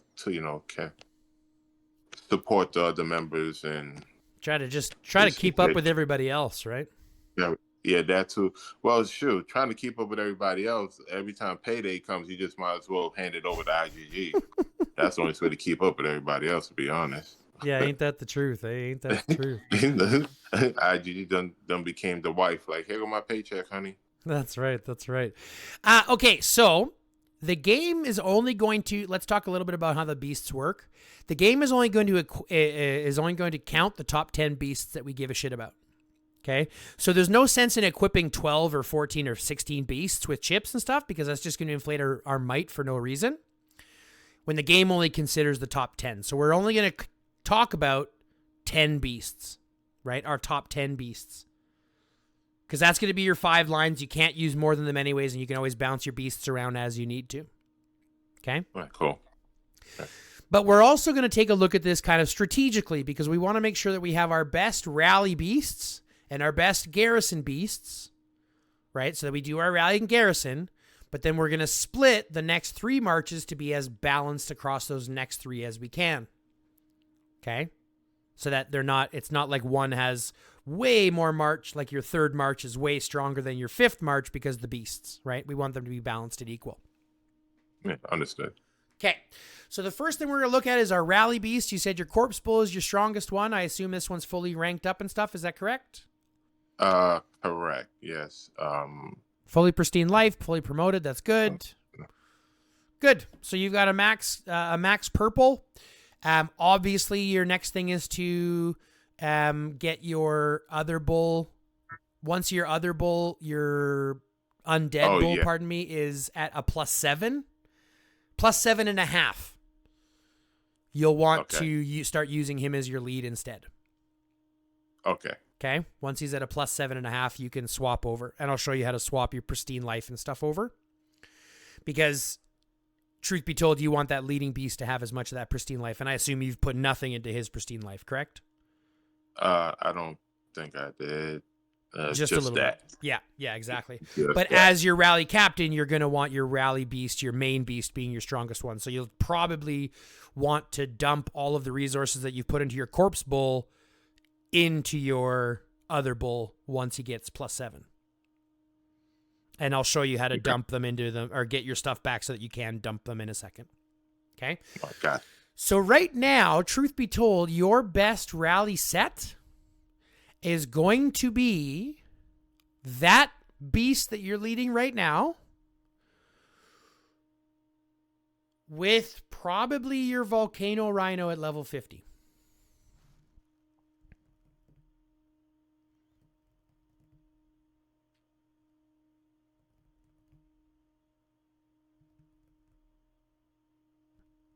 Now you're going to ask me why. Yeah, pretty much. Yeah. Why? Okay. Let me see. Because of the crit. No, I mean, as it stands right now, until you put pristine life, the basic attributes of the beast, there's only 2 ways to modify the basic attributes of the beast. That's going to be through chips or through pristine life. Okay? And that's what's going to determine your triggering rates for your 3 skills. Do you understand how the skills work within the beast category? Like, do you know what causes a combo to trigger, what causes a counter to trigger, and what causes a crit to trigger? I think you had it. Click on attributes, Shit. and then click on the question mark by special attributes. That's what I was looking for. Yeah. Okay, so this is going to describe how the skills themselves work. Crit, when you're dealing damage, you have a % chance to crit and deal additional damage. Combo, when you're dealing damage, you have a % chance to trigger a combo, which will activate your active skill again. And then counter, when you're taking damage, you have a % chance to trigger your active skill again. Okay? Yeah, so one triggers the other in succession sequence. Okay. Right? So one is while you're taking damage, one is while you're dealing damage, and two are while you're dealing damage. Dealing damage. Yeah. Okay? So we want to kind of keep that in mind so that we can kind of determine what skills we want to focus. Now, the question has always been, do I hyper-focus crit? Do I hyper-focus counter? Do I hyper-focus combo? Well, in my opinion is you want to balance across all three because we have a very heavy what's called diminishing returns rate. Okay? So if you look, just click the X mark right now on the details. If you look at your special attributes, and this is actually kind of perfect. You have twice as much combo as you have crit. Exactly twice as much combo as you have crit. Right? Yeah. So you would think you would have twice as much combo trigger rate as you have a crit trigger rate, right? Because those, like these numbers here, attribute to your trigger rate. The higher those attributes, the higher your trigger rate. Right? So if you click the question mark, scroll down a little bit, 336 points in combo gives you a 35.9% trigger rate. Whereas half of that, at 168 points in crit, gives you 21.9% trigger rate. So do you see how at half as many points, we still have technically more value in crit? Yeah, it fires off faster. Right. Well, they fire off at the same rate, right? The rates themselves is going to be based on the skill numbers. But what I'm showing you is that you have twice as much in combo as you have in crit, but you don't have twice the combo trigger rate as you have crit trigger rate, right? Do you see what I'm saying? Yeah. Yes. Yeah. It's crazy. Right. So what this means is that the more points that we put into an individual skill, the less value each of those points is going to get. So much so that if I have 500 points of trigger, okay, 500 points is going to equate to a 45% trigger rate, whereas, or a 40% trigger rate. What are the numbers? I knew the numbers specifically, but it's basically like a 50% drop off at 500 points to 250 points. Okay? So like it's a situation that basically says you want to get everybody at least 300 or 400 points in every stat for all three skills. Because really when you do the math, what's better? 3 stats each triggering 30% of the time each, or 1 stat triggering 60% of the time? No, the 30% is always better. Right. 3 stats triggering at 30% will do better. So we want to kind of keep that in mind. But remember, the only way to modify these attributes is either with chips or pristine life. And pristine life will provide the basic attributes that the corpse bull has. So pristine life will give you crit and combo, as we see here, crit and combo. We don't have any chips on. Those attributes are coming just from the pristine life. Okay? Mm-hmm. But if you go to your volcano beast for a second, just click on the volcano rhino. You have no attributes because we haven't put anything into his pristine life. Oh, sorry. Yeah. Right? Which basically means we have a freedom to put whatever attributes we want on, and then rely on the inheritance attribute from your development to increase your support beast or your main beast. Do you know what I mean by when I say inheritance? It's not the natural, right? Kind of. Click on your main rally beast, and then put this guy in support. Put the volcano rhino in support. No, scroll down to the top. You're at the bottom of the list for some reason. It always does that. Yeah. So you see at the top here where it says inheritance 50%?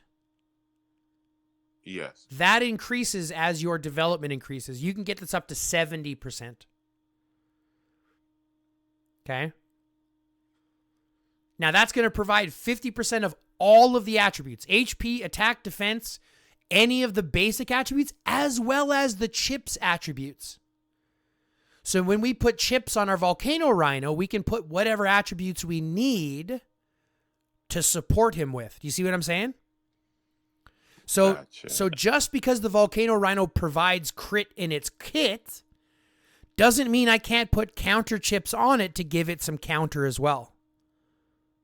Because we already have crit and combo coming from the Corpse Bull. There's no reason why we can't benefit with some counter or some counter chips to kind of balance it out a little bit. Does that make sense? Yes. Okay. So now that we have these two equipped, let's actually take a look at what we would do for chips. Okay, so let's go first look at our Corpse Bull, and let's look at chipping up our Corpse Bull.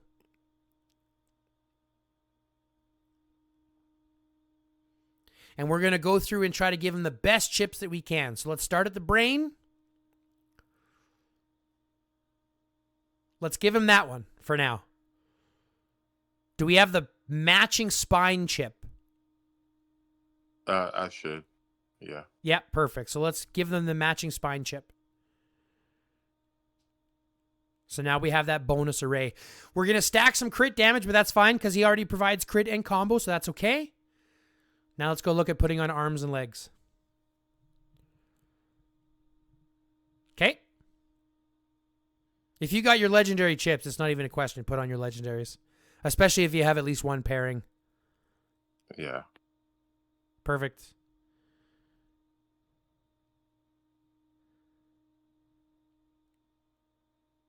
Now, here's where I would question a little bit. And I might put on either the combo pairing or the counter pairing if you have the counter chips. I believe I have both. But see, when I had him paired with the Draco, I believe, all counter on the Draco, I believe. Mm-hmm. To try and support him with the crit and counter, I think. That's fine. But remember, counter is only going to be working when we're taking damage, right? Yeah. So ideally, your counter beast is going to go on your garrison captain. That's going to be your main focus there. But that doesn't mean we don't want a little bit of counter to benefit us here. So if you put both the counter chips on the feet, we're going to take advantage of the 2-piece array bonus as well to give us extra counter abilities. Now, the reason I had thought about counter is because the counter rally in my rally, or just being swarmed. Yep. So that was the purpose of it. Which isn't a problem, which is a good thought process. But what you want to realize is that this is a race. You're in a race. As a rally captain, you're in a race to deal as much damage as possible, as fast as possible. You want to be able to deal as much damage as you can before the counter rallies come in place. Right? If those counter rallies are hitting, chances are you're going to cancel your rally and reset. Because you're not taking you're normally not going to take winning trades while rallying someone else and being counter rallied at the same time. Right? Yeah. So counter isn't nearly as important on rallies as it is on garrisons, but we still want to have just a little bit of it. So if you put the counter chips on the feet, what we'll actually do is benefit 50, at least, I think it's actually 70 counter that you'll end up getting. So with the sword that goes to the, from right to left, yeah, that one. If you equip that one on the feet, and then equip it on the other foot, same direction. What we've done is we've added 70 counter with the 2-piece array. So we've got crit coming from the arms and legs. We've got counter coming from the feet. We're benefiting crit damage, but we've already stacked a little bit of counter just naturally with the 2-piece array. Do you see how that array works? Yes. Right. So we've got a little bit of counter. Now, if you go back a second and just look at the beast attributes from the beast screen, go back one more and look at the attributes. Now we've got combo, additional crit, and a little bit of counter.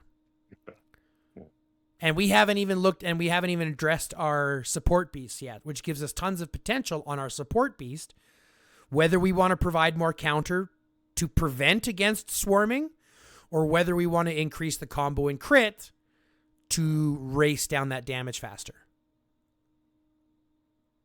Which would be preferred?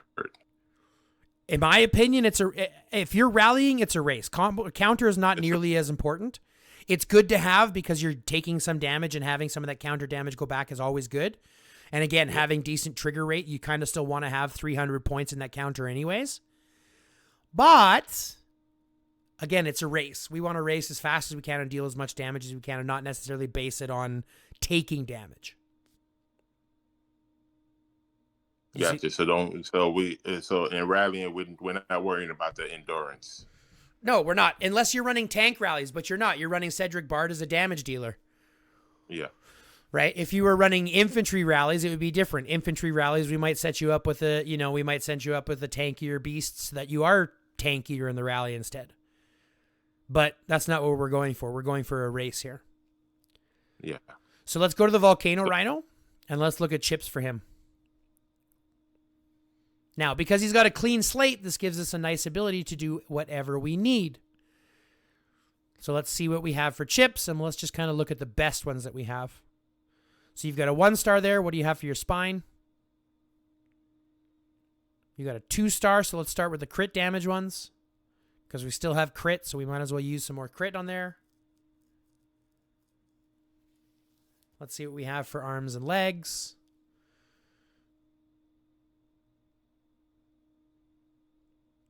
What's that? Combo and crit. Okay, let's check out your arm. You got a level 1 crit we can do. Level 1 crit we can do. So you might want to put crit around everything.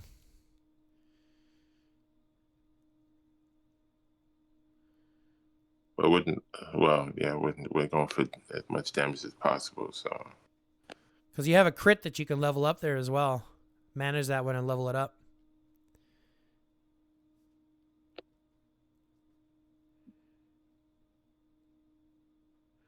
Yeah, and then just fix that right leg.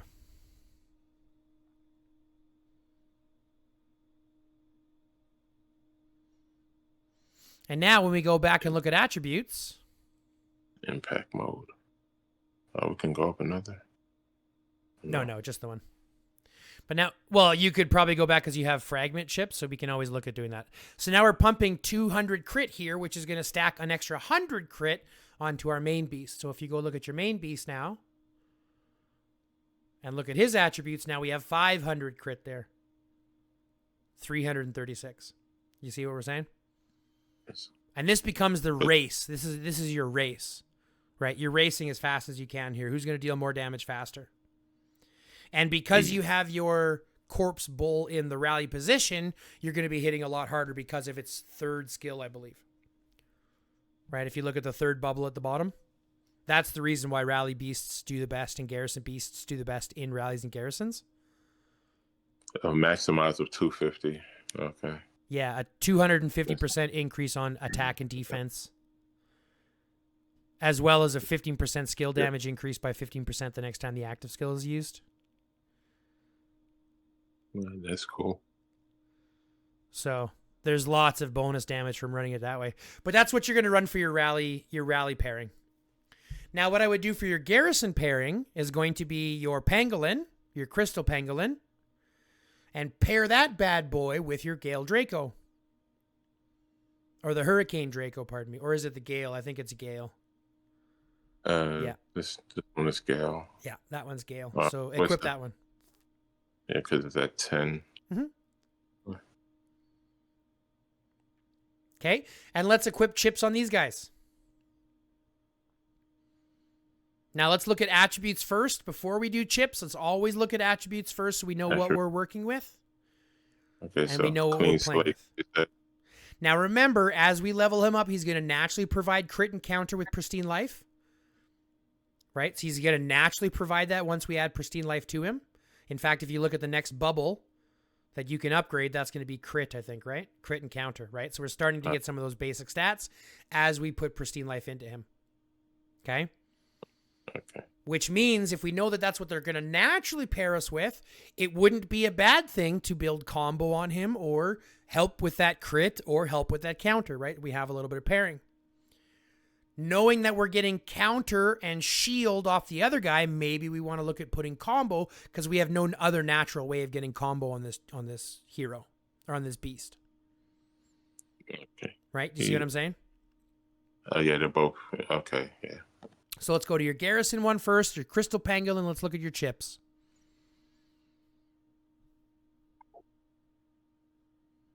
Let's look at putting the combo chips on. And let's just see what that does.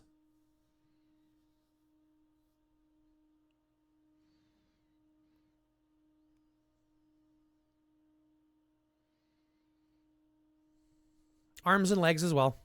Nope, put them on arms and legs as well. Oh, it is.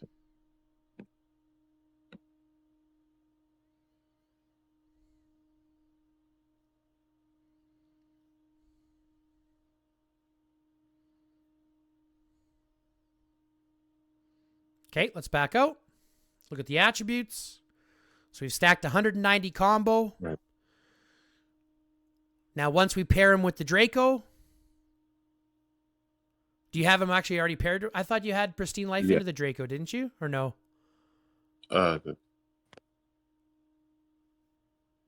Oh, not yet. He's going to get his stats at the next one as well. The next bubble, he gets counter as well. I can do it now, but no, put it in the pangolin first. Oh yeah, I would put it in the pangolin first. Yeah, I have 52. Yeah, I would dump it in the pangolin, especially knowing that these will be the ones that you're running until they get leveled up for sure. And that'll give you an extra bunch of crit and counter right now.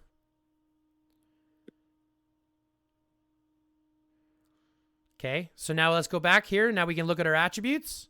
We've got crit, combo, counter, a little bit of everything. So now let's go to our Gale, or our Gale Draco, and let's ask ourselves, what do we want to stack on him? So, okay, let me see. What we got? Crit, counter. So, I guess crit. Yeah, crit or counter for sure. Yeah, I would go crit or counter depending on which ones you have better ones of. So let's take a look at your chips. Take a look at your spine. Okay, your arms. Yeah. Counter, go to your legs. Gotta go counter. You're missing a crit chip for your leg.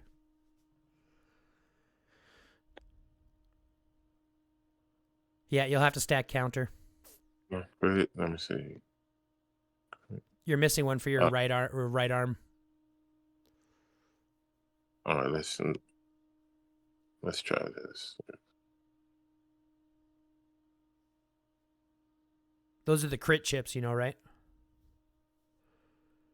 I thought that's what we were going to do. No, so counter. Counter, okay. Because remember, this is your Garrison one, right? Yeah, okay, yeah. And Garrisons are much more likely to get swarmed out, much more likely to take multiple rallies. Yeah, and especially once you hit the red, they like to swarm. Yeah.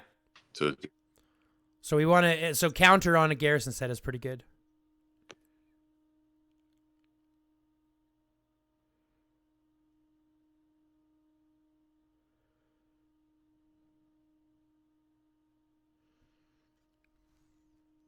Okay, now let's go back to our main beast and check out his attributes. 125 you're going to get for that chip, those chips. That's nice. So now we got 190 combo, 221 counter, a little bit of crit. As you level him up, he's going to provide more crit and counter. You can swap your chips from combo chips to crit chips if you want to later. But other than that, you're looking at a good mix going around. So it has some sustainability. Right. So we're still racing with damage with combo and crit. We've got good counter, so you're still protected on multi-rallies and swarms and stuff like that. You're still dealing good combo damage reduction, crit damage reduction, counter damage reduction. You're still stacking the things that you need, and it'll hold out decently in the long run. Plus a 12% squad damage reduction is great. That's cool. Does that make sense? Yeah. Okay, so now we've got our rally set, we've got our garrison set, but we still have 3 marches that we have to think about. However, because we don't want to think about 5 other marches, we're only thinking about the next 6 beasts. We want these ones to be paired counter to what the might rating is. So you're going to want to pair if you look at the next 6 beasts that you have, right? You're going to want to pair your volcano or your saber-tooth with the hurricane Draco. Pair that with the hurricane Draco. Okay, go back. You then want to pair the crab with the bull.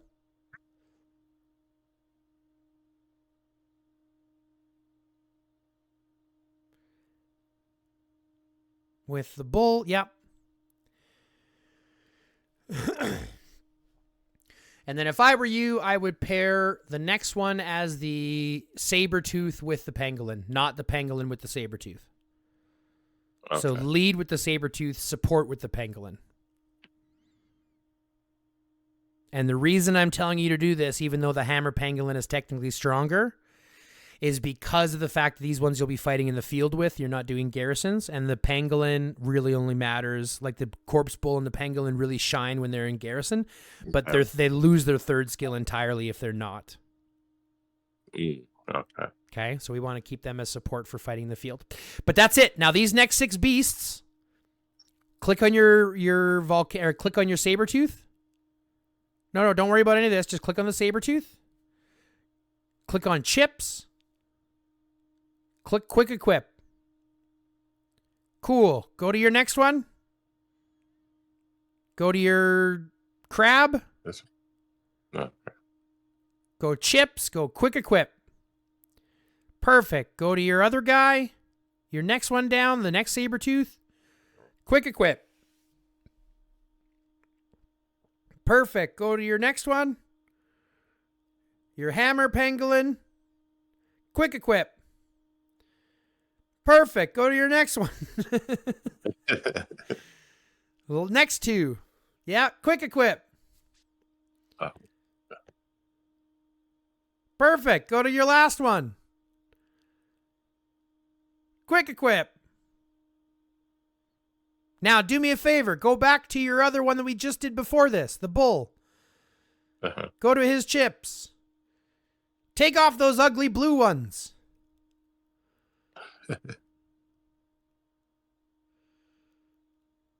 We will get you another pair just to specifically put in here that are purple. But you're never okay to run blues. Blues are trash. It's my full honest and God respect. Blues are absolute dog water. Gotcha. You're better off putting a purple. And I'll show you one reason why. Go into your chips for a second. I don't even know why they put green and blue chips in for for the troops as well. It doesn't make no sense. It's literally to make you think like you need them. Oh, but I can put this here until I have a better. The benefits that you get from them do not outweigh the hassle of having them. And in reality, you're not going to see much difference if you run them without them or with them.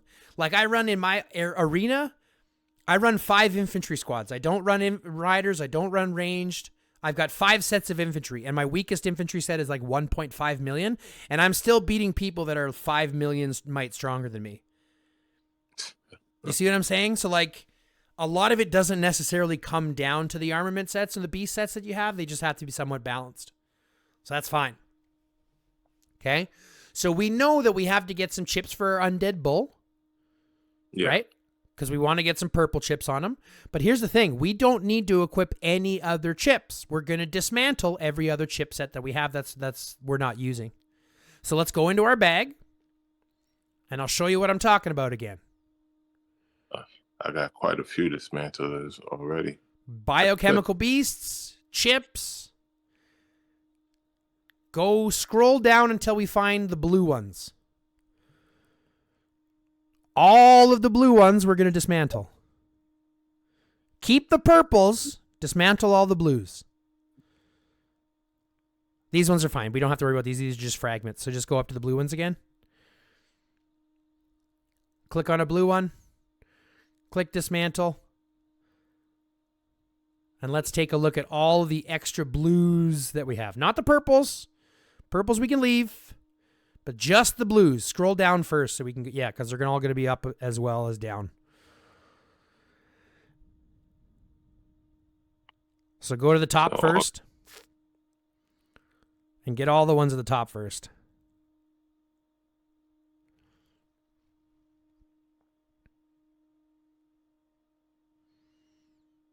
I already got 18,000. That's good because truth is the biochemical beast store is expensive, so 18,000 isn't even really that much. Unfortunately, the biochemical beast store is much more expensive, so that's why these blues are here. They're literally here to break down for everything else. Like, you can argue, yeah, but they're giving me, like, this one's providing me 130 crit. You're right. But it doesn't provide you the bonus array. It doesn't provide you the 4-piece or 2-piece array. And if you look at the brain and spine chip, they don't even provide HP. It's only attack and defense. So a level 1 purple, right? It's way better. Is better because it provides HP and defense, or HP and attack. It's like right out the gate. Right. So it's like the blues and the greens are the blues are literally irrelevant. Man, why they don't have an unlock all? It's like running around the jailhouse on a breakout. You open each separate individual. No shit, with a key. Hold on, Frankie. I'll get to you next, Stanks. It's like, what the fuck? Like, let me just pull that lever and unlock everything. Exactly. Why not? Jesus.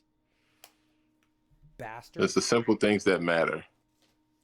Let's talk about a quality of life increase, eh? A quality of life upgrade. So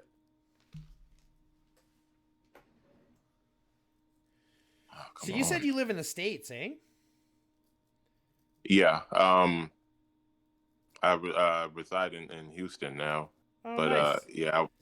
I was in New York for a while. That's why when we spoke earlier about the cold weather, I was like, oh, I know all about it too well. Yeah, well, happy Thanksgiving anyways. I know you guys are doing your Thanksgiving this weekend, right? Or you just did it or something? It's today, actually. Today's Thanksgiving Day. Oh, nice. Well, happy Thanksgiving. All right. To me, it's a regular day. You know, to me, it's like Sunday dinner.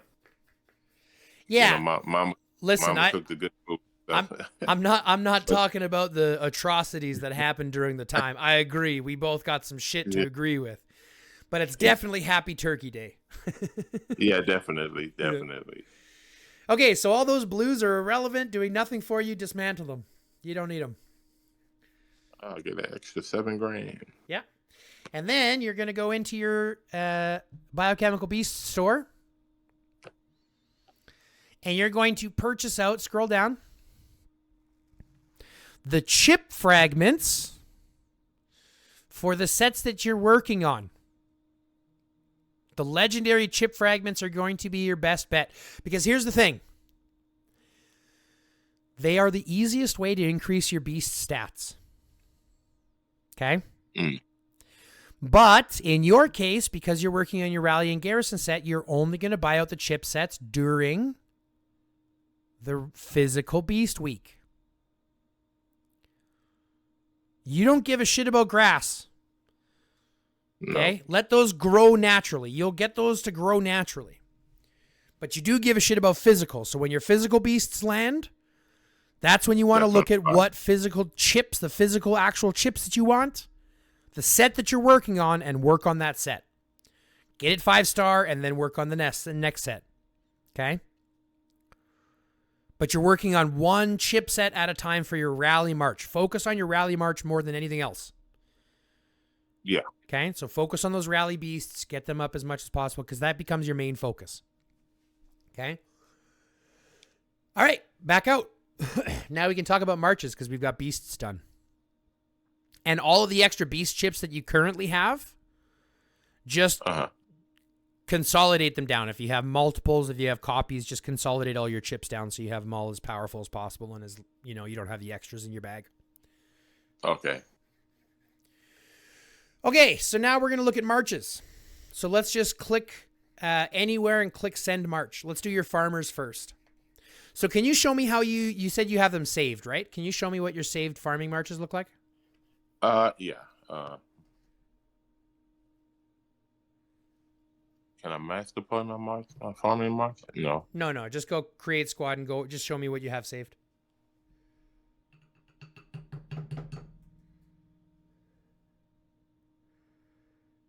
One, 2, 3, 4, and 5. Perfect. You have the proper 5 marches. Bro, I am impressed. Very good. Very good. So, here's what I want you to do. Let's search for... Actually, let's do your other marches first. So let's just go click Create Squad. We already have your farming ones done, so we don't have to worry about those. Create Squad. And let's go to your brown marches. I don't know which ones do you use blue ones for something and brown ones for something else? Like I normally use the brown ones for field fighting and the blue ones for zombie fighting. I had them. Let me see. Or do you just do it by mass deploy? No, so fiddling around, I had these 2. Because like I said, I would just only run 2 like in the field or whatever. So it would just be like, it used to be these 2. Okay. And you see the second slot is empty because, like I said, I was just fiddling around trying to put together stuff. Sure. So I really don't have like a straight setup. Yeah. Okay. So here's what we'll do first. Let's delete all of these and delete all your saves. Yeah, delete your saves. And then let's start with a fresh mass deploy. Because the truth is, your mass deploy can still equal all 5 marches, right? We can still mass deploy and prep for as many as you want to put out in the field, right? And then only select whichever marches that you want to put out at the time. So let's set up our 5 marches. Let's set up your first march is your Cedric Bard.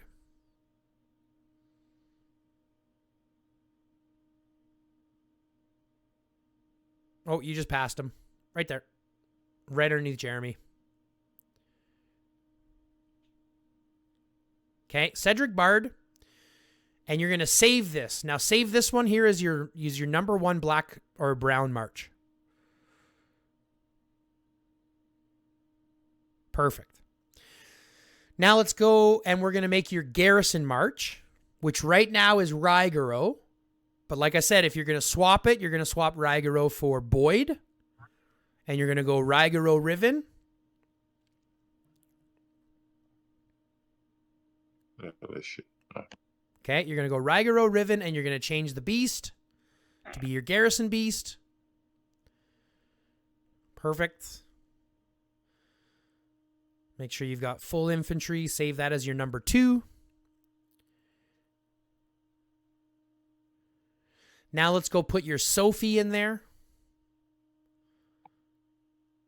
Do you have Ethan as it stands? Like you have Ethan, right?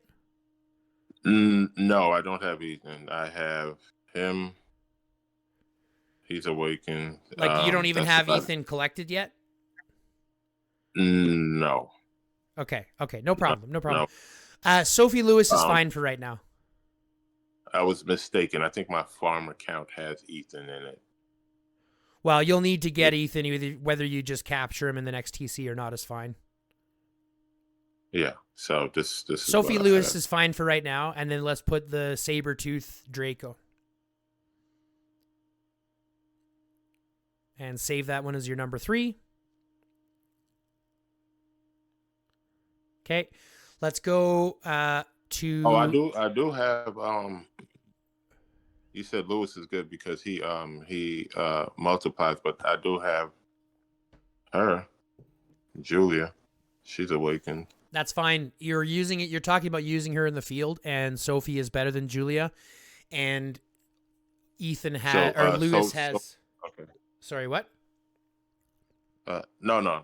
You go ahead. I was looking at her skills, but Lewis would be better because I know he multiplies or amplifies something. Well, he's got AOE damage, right? And he increases rage. So yeah, there you go. He increases something. Yeah, so he races rage, he builds rage fast, and he does AOE damage. And Sophie does AOE damage as well. And if you're out in the field, basically what you want to do is punch out as much AOE damage in the field as you can. It's the reason why range is so strong. Okay, so I would suggest Sophie Lewis as your third line. Yeah, so it's going to stay that way. Yeah. So then swap out the Julia for Sophie, and then save that as your number 3. Yeah. Is it already saved as number 3? I don't know. Yeah, it's saved. Okay, good. Yeah, that's line 1, line 2, line 3. Perfect. So next, your 4 line is going to be a Dut Miyamoto.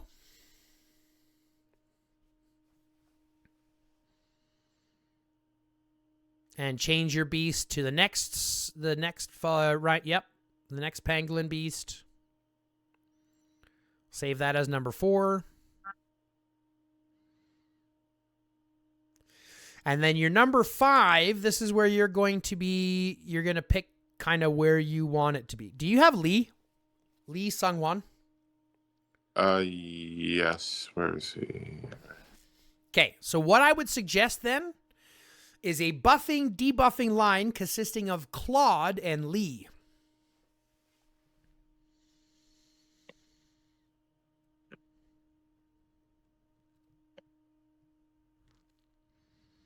And then use your 5th set. Yep, that guy. And save that as your number 5.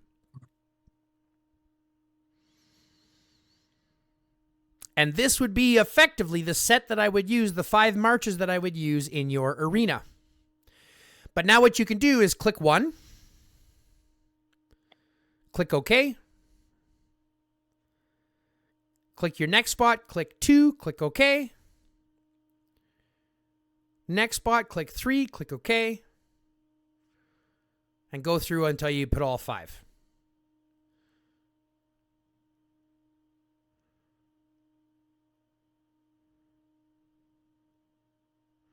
And then save that.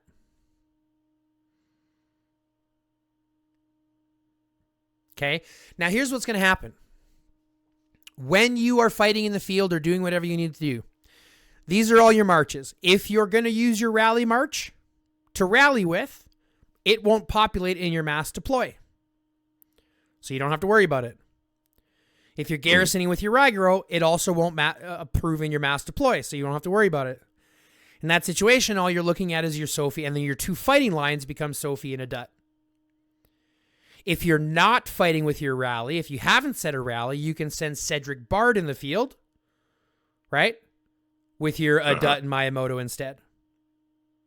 You see what I'm saying? So this gives you some flexibility.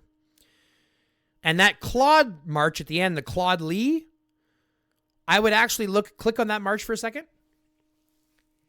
And I would actually put a little bit of all 3 troop types. So put like 90,000 of each troop type.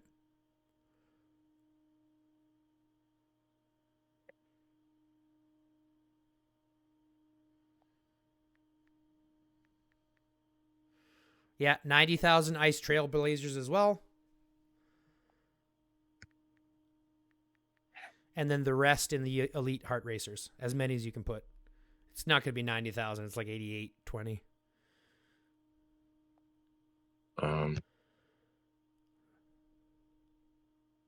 And then save that as your number 5.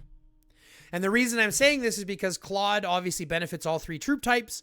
Lee gets a benefit when you're leading at least 2 different troop types. And this way you can always make sure that that 3rd line is always full. Oh. Does that make sense? Yeah. So click OK on that one. Or you save that one already. Click OK. Save that. Yeah, let's resave, overwrite. Yeah, you have to overwrite because we added more troops. And then this becomes your main mass deploy. Okay? We also have those 5 main marches saved within your other marches. So you can use those in the arena, for example. We can easily drop them into arena. We can easily drop them into any of the other defensive places that you need to play. And this will give you your most potent 5 sets. Okay? Okay. Does that make sense? Yeah, it does now. Are we good with everything that we've done so far? Is there anything you don't understand yet? Or anything you have questions about? No, it makes perfect sense because no, everything is good because we're going to focus on the range, and the addition to that will be Ethan, right, and leveling up Sophie, right. And there wouldn't be anything wrong with taking your Lewis and sacrificing Lewis to awaken Ethan. Because you still have Ethan, or you still have Lewis. We can always level him up later. But Ethan is far better than Lewis. Right? So I don't know how many switches you have left on that legacy thing. Have you done any of them yet? Just one. Okay, so you got 3 left. Yeah, just the one for the Claude, actually.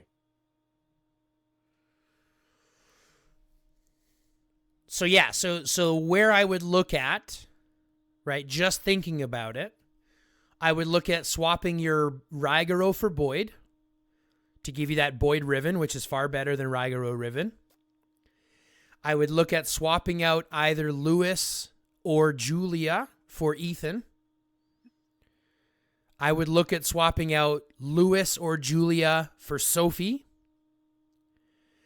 And then that would give you your 3 sets. And that gives you Sophie, Ethan, Boyd.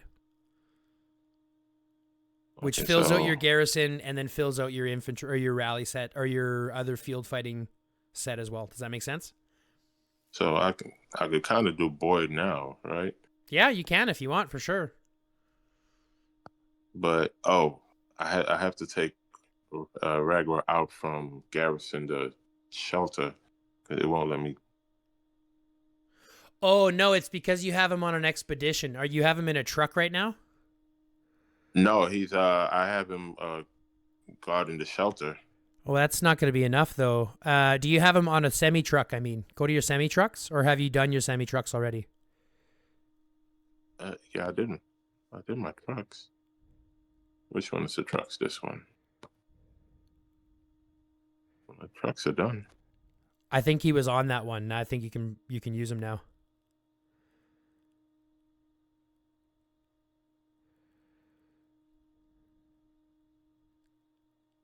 No, Raigoro is on an expedition or garrisoned. He's garrisoned the shelter. That doesn't matter. He's on the gate. That won't matter. Try putting someone else there and see. Maybe it does. Maybe I'm wrong. But it says he's on an expedition, which doesn't make sense. Let's put you there.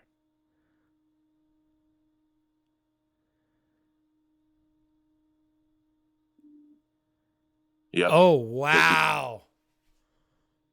Because he was on the ship. That's crazy. I've never seen that happen before. That's crazy. So. Yeah, Raigoro for Boyd.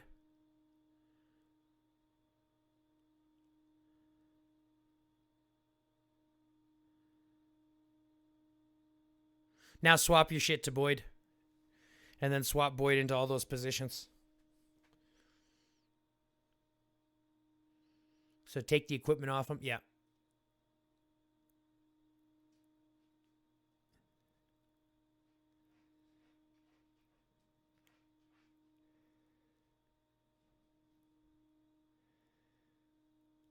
Okay, and let's do his talent tree as well.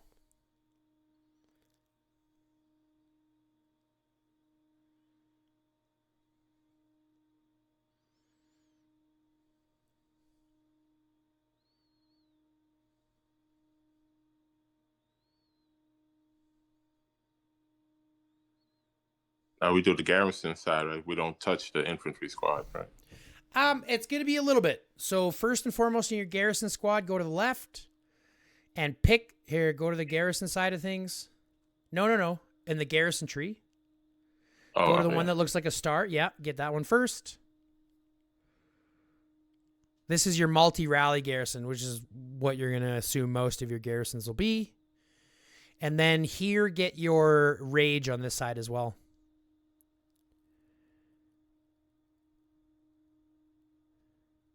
And then we can take those 6 points, and you got two choices. You can either put those 6 points into the infantry tree, where you're not going to really get much. You'll get the first like 2 stats, or we can look at dumping it into the +2 or the 2 node that's in the middle outside of the tree, outside of the shield in the garrison tree.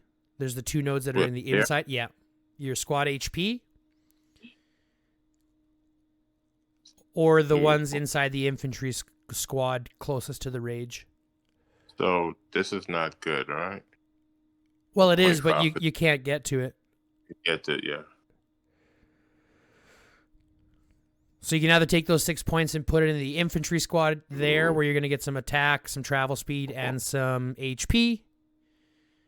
Or what's on the other node? What's on the node to the left there in the infantry side? That one there, defense.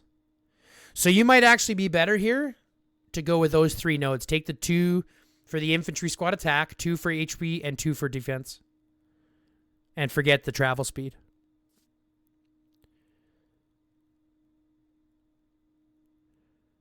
Yeah, and then put the 2 in that one as well.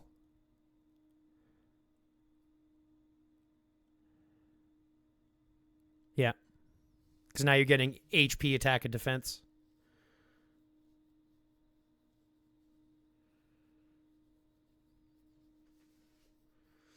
And now we got to put Boyd Riven in on all of your positions.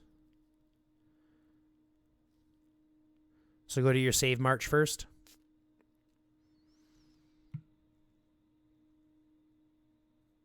Create squad. Or mass squad, that's fine. Press 1. Go to your Rigaro line. Swap that out for Mr. Boyd. What in the world? What's going on here? You got to, because he's only level 7. So you got to click on that march. Or you can delete it and then put him in, that's fine. And then reset your troops. Perfect. Save that. Don't forget to save this march here first as your number 2. And then we can save that. Click OK. And save it as your master play. These cards is not necessary, right? I don't have to have them in. No, they're just aesthetic. Yeah, I'll... They provide passive buffs. So it's good to have them, but you don't need to put them out in the field. Yeah, I was just about to say, it doesn't need to be active or visible in order to receive the buffs. Because I'm getting tired of seeing them on the field. Yeah, me too. I just play in the... I just use low optimization, so I don't see them anyways.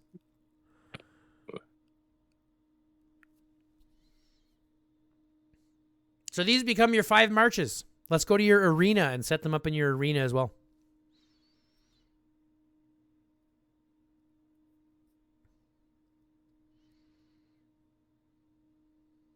Go to your campaign. Yep.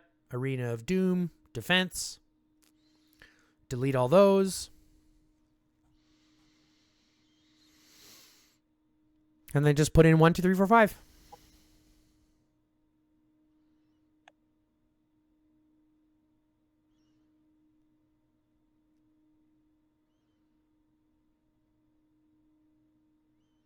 That's a limit, only 123.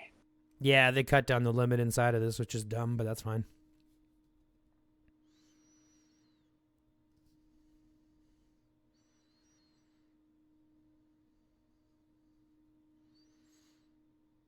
Oh, hold on. Yeah. Let's make sure we get a little bit of everything. So lower off your ace destroyers and increase your heart Ace Heart Piercers. It's like 45,000 of each.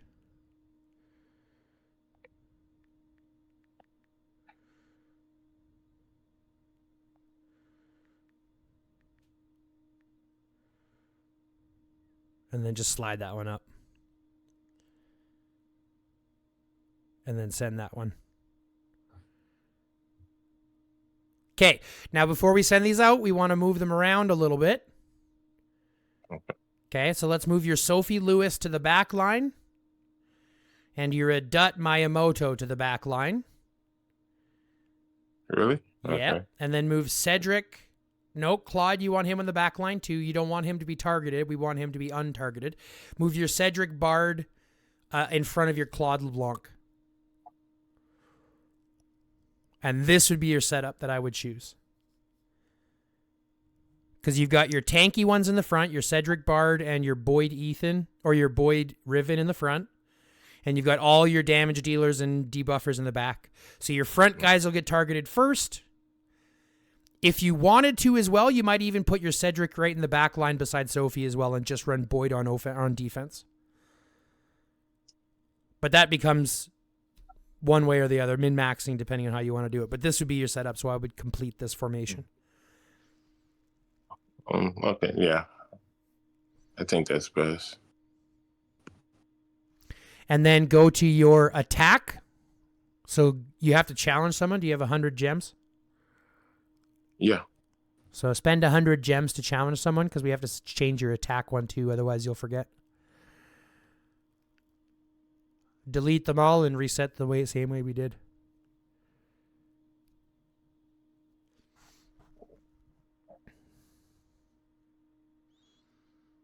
One. Nope. Go back to your Cedric. That's Cedric Sophie. We want to press 1. Oh, yeah. Sorry. No worries. Watch your beast. There you go. You want your rally beast there. Why isn't it saved? Where's your rally beast? What? Save it again? That was weird.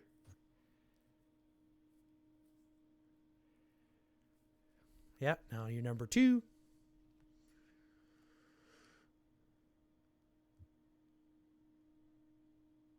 You got to drop, 50,000 off the other one first.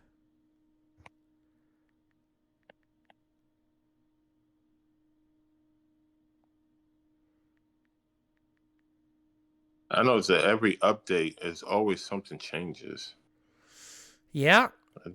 They always offset you some way, somehow. Yeah, they got to make you change one thing or the other, right? So, okay, that should be ready. Okay.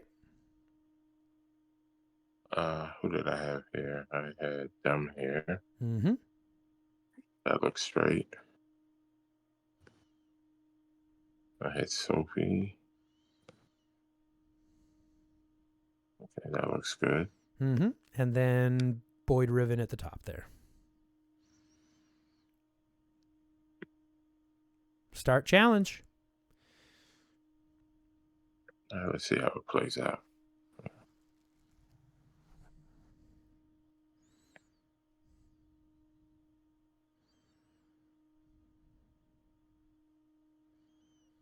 Let's see. Boyd gets swarmed.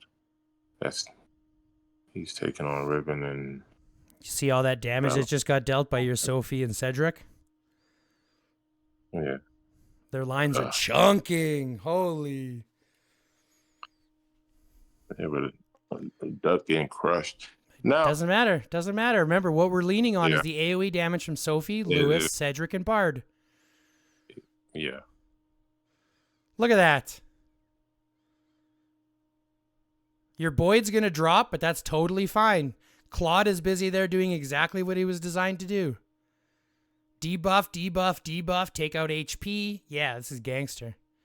And then all that damage from Sophie, Cedric, Bard, and Lewis. Oh, that's what they had Thunder. Because I'm like, why is Riven still sitting up there? Because of Thunder recycling. But that becomes your attacking line, and I think you got a better setup there than you had before. Oh, definitely. Definitely. The only Mm. other thing to talk about, my friend, is equipment for your refinery. What's your refinery look like? I mean, we could talk about the other things. I want to see what your workshop looks like as well. Okay. Let's see what your workshop looks like. This works, yeah. Workshop. 12, 11, 2, 2, 9, 8. Good. Good. Now, been a question about this workshop. Yeah. So, is it necessary? I don't think it's necessary, but you know how we have the levels 1, level 2. Mm-hmm. When I had them, once I upgraded to 3, I just cleaned everything out of here and just threw it into 3. Right. We don't need level 1s and 2, right? No, you don't. It only takes off Gotcha. the highest light, and it doesn't add 1s and 2s together. Okay. So you can Because I recycle your cleared 1s and 2. Yep, that's fine. yeah, I cleared everything out and just threw them into level 3 when I got here. So I know the riders need to come up to level 5, right? Yeah, so I always suggest doing them kind of in stages. So like your main range, I would get your main range to 15 or level 16 first. Right? Get your range to 16. Get your infantry to 10 or 11, and then get your riders to 5. Okay. Because as a range main doing what you want, you still want to make sure your range are hitting as hard as possible. So you want them to be at least a level 16. And that's only because at level 16 is where you get the highest value for your dollar. So click on the light fire control for a second. And click on the little exclamation mark by light fire control at the top right. So if you go down to level 16, so we'll see the numbers, right? The numbers go up 3%, 3%, 3.5% to level 16, and then 2.5% moving up from there. So level 16 gives us, level 16 gives us that higher min-max ratio before we start dumping into the other ones. So get them to level 16 first, and then you could look at getting your other ones to level, I believe it's level 11. Go up to level 11 for a second. Yeah, because you're getting 2.5, 2.5 at 12. Yeah, so you want to get them to level 12. Okay. Right, so you get out of that 2.5 mark. Yeah. You see what I'm saying? Okay, it makes sense. And then so you take them up in level. infantry. Yeah, 16 and then 12, and then I believe it's level 6 or 7 for the other ones.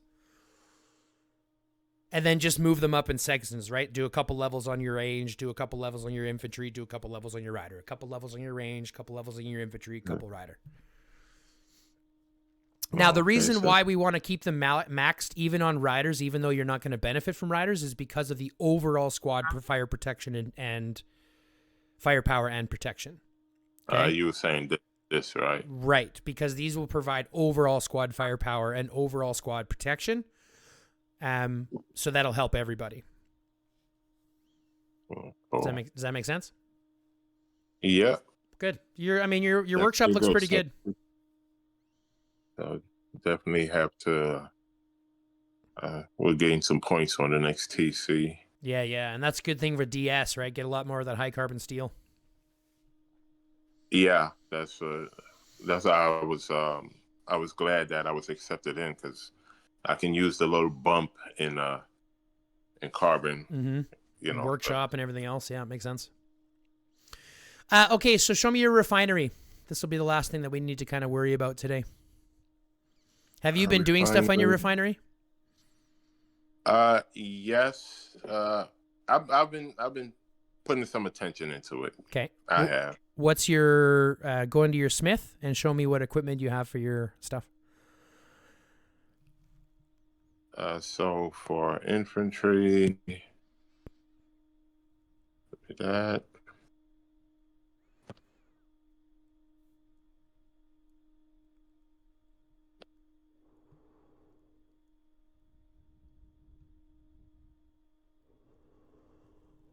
Oi.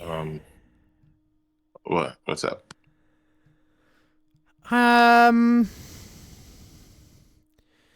You've only 'Cause I got know one we needed. statted specialized abilities. Yeah, I threw that in there because of HP and HP here with these, Okay. so to try to, have some type of endurance on the field or sustainability, whatever you want to, whichever one. Sure. Yeah. So that's mainly why. Okay, so the biggest So thing you want to focus on is the specialized attributes. The basic attributes on these, like look at your helmet, for example, or your gun, whichever. Okay, look at your helmet, go change or manage, pardon me. If you look here on the top right at what your basic attributes go to, okay, they're very, very subpar influence, even at plus 20. Okay? The basic attributes are less important on your equipment as the special attributes are, because the special attributes provide you far more benefits. Okay? Now, but I thought the skill damage would be beneficial in the field. kind of, but this is only skill damage dealt for infantry. Do you know what infantry doesn't do? Skill I'm guessing damage. skill. Our job is not to deal damage, homie. Our job is to take damage, absorb damage, buff and debuff. That's what we're meant to do. That's it. Right? So skill damage for infantry is good, but not really, because we don't have the stats to make it super beneficial. Okay? Do you see what I'm saying? Yeah. And we're only talking about 1%. Whereas you're getting what could be 5% infantry squad damage, overall damage. You see what I'm saying? Like these attributes here, I'm going to break your mind again here. The equipment, the squad equipment is the cheapest way for any player to add mass amounts of might to their account or mass amount of attributes to their account. It's the cheapest way. Because I look at it. It's created for the free to play players. it kind of is. It kind of is, because you can get massive buffs quite cheap if you're just focusing on the auction house. And if you're focusing on how much you're creating and stuff like that, it's easy to get specialized attributes. And what you want is a piece with multiple specialized attributes. So right now, if you look at this helmet, for example, you're wearing this on your infantry, right? Yes. You're not getting the range squad defense. That's not coming in at all. You're only getting range squad infantry or infantry squad attack, and then damage dealt to zombies for infantry. But you don't really need damage dealt to zombies. That doesn't matter. And the range squad defense, you're not actually getting. You're only getting the infantry squad attack at 4.5%. Now, is that good? Yeah, that's fine. But let me give you an example. Go back out here, for example, and just go to your auction house. Just go to the auction house, and then let's look for a helmet. So let's filter for a helmet, a legendary helmet. And let's just filter just for the legendary helmets. And let's see what we can find. So click filter. And then go price at the top right. And let's just go down. No. Let's start from the expensive side so we can see what the expensive stuff is, and we can see where we're going to get to actually stuff that works for us. So this one, for 10,000, they're providing with only 2 buffs. Not good enough. I wouldn't even think about that. Again, 2 buffs, 7,000, not enough. We're only talking about range squad attack and defense, not good. Now this one, on the other hand, isn't bad, because we're talking infantry squad damage, reduction, and infantry squad attack. Granted, 5,500 is expensive, so I still wouldn't do it. But these are kind of the stats that we're looking at, right? Damage reduction, damage, these are the ones that we want. Go to the next one. So another 2 stat for 5,000, still too expensive. Go to your next one. I mean, you can get any 2 stat item. You can get them for far cheaper than this. Let's actually back out of here and do the price the other way. Let's look at price from the cheapest up. Okay, one stat doesn't matter. Go to the next one. One stat doesn't matter. Next one. One stat doesn't matter. One stat doesn't matter. One stat. One stat. One stat. One. Oh, there's a 200 range. Yeah, but you can still find, even if you, here's the thing, even if you find one that has two stats that are both blue for 200 gems or 200 gold, right? You can still work on those two stats and get them far better. And you can find cheap 2-stat items, like right there, two infantry stats for 300 gold. Now you're getting, build. And then just build, and then smelt. You know about smelting, right? Yes. And then just smelt on those additional stats onto that helmet. Now, granted, I wouldn't say this one for 300 because you're already getting squad attack and defense and then infantry attack and defense. So it might not necessarily be a great one. But this is my point. You can find equipment with 2 effective specialized attributes for less than 500 gold, for 400 gold, for 300 gold. Like here's another one, Rider Attack and Defense. 450 gold for 2 stats that are actually beneficial that you can start working with. Right? And so this is how I would look at setting out your base attributes first on your base equipment. Find those base equipment that you need that has damage or damage reduction. Right? If you're a range main, you're looking for damage, squad damage. If you're an infantry main, you're looking for squad damage reduction. If you're a rider main, you're looking for either or. Okay, so for your range set, you want squad damage. For your infantry set, you want squad damage reduction. And then for your rider set, you want either. It doesn't really matter. You can split them up either way. Okay? But this becomes the thing. Just go through your auction house. Look for the cheapest ones, right, that you can equip on that have 2 specialized attributes and start building those ones up instead of building up the ones that only have 1 specialized attributes. Because even although your helmet looks good, right, It's got 3 gold attributes. 1 is for zombies, 1 is for ranged. You're only getting 1 benefit attribute out of that. Right? So technically it has like fluff might. Yes.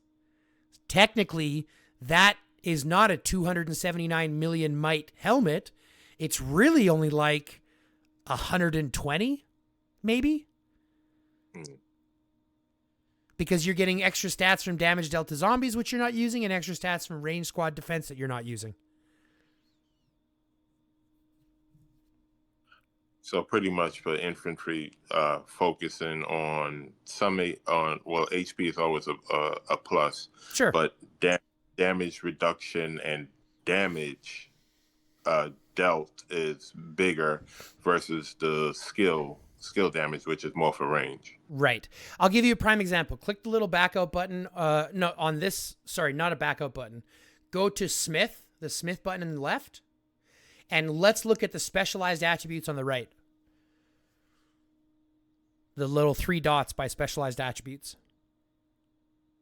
So when you smith something, it's going to spit out, a legendary is going to spit out 3 random attributes. So it's going to spit out 3 of them. Scroll down. The main ones that you want are the infantry rider or range squad damage, or infantry rider and range squad damage reduction. Okay, these are the ones that you want to focus on because these are flat damage modifiers. Whereas squad attack, squad defense, things like that, these are additive multipliers. Just because of how the calculations in damage works, right? Do you get where I'm talking about? When they do the addition of attack, it's all added together and then multiplied by damage.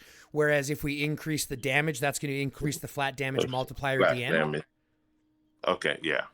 Right. So those are the ones that we want to focus on. If you can find attributes with squad damage or squad damage reduction, and then 1 other stat that works, so like an infantry squad damage reduction and then infantry squad defense, you want that piece on your infantry set. Or infantry squad damage reduction and squad counter damage. If you're an infantry garrison main, that's going to be a good 2-piece set that you want. Right? Mm. And those are ones you can specifically look for inside the auction house and just look at buying them cheap. Even if you buy them at blue skills and then hone up those skills or smelt up those skills or attributes themselves, you're still going to end up doing a much better chance in that than having one honed attribute on each. And they can cross over in levels, right? From blue to purple to gold. Of course. If you're smelting them, continue smelting them up. Yes, you can smelt a blue to red. You can smelt a blue all the way to red. That's not a problem.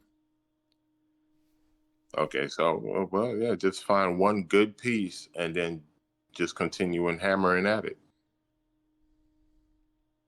Okay, that makes sense. Okay. So keep that in mind when you're doing your equipment. Like even on that piece, I would actually put that piece on your gatherer. Like I would put that on your cars. I put 6.9% end of squad load. Right. And it's going to benefit your cars. It gives you squad basic attack damage. Your cars have better attack damage. Your cars have better attack counter damage. And your cars have skill damage dealt. There is a method here where you can take tier 1 cars with great equipment and beat tier 6 troops with bad equipment. Right? There's tons of flexibility in that. But I look at this and say there's a gathering speed buff and there's a squad load buff. You're getting more out of putting that on your rider or on your cars than you would from the 7.6% squad's basic attack damage that you're getting for your ranged. Do you get what I'm saying? So I was looking at the combination of skill damage and the squad basic damage. I was looking at that combination as far as for rallying. Again, but you're only looking at one specialized attributes. You could buy a better helmet with the same counter damage taken and skill damage dealt, but with 2 specialized attributes, which would make it far better than just one 7.6% squad basic attack damage. Do you get what I'm saying? Makes sense. Yeah, makes sense.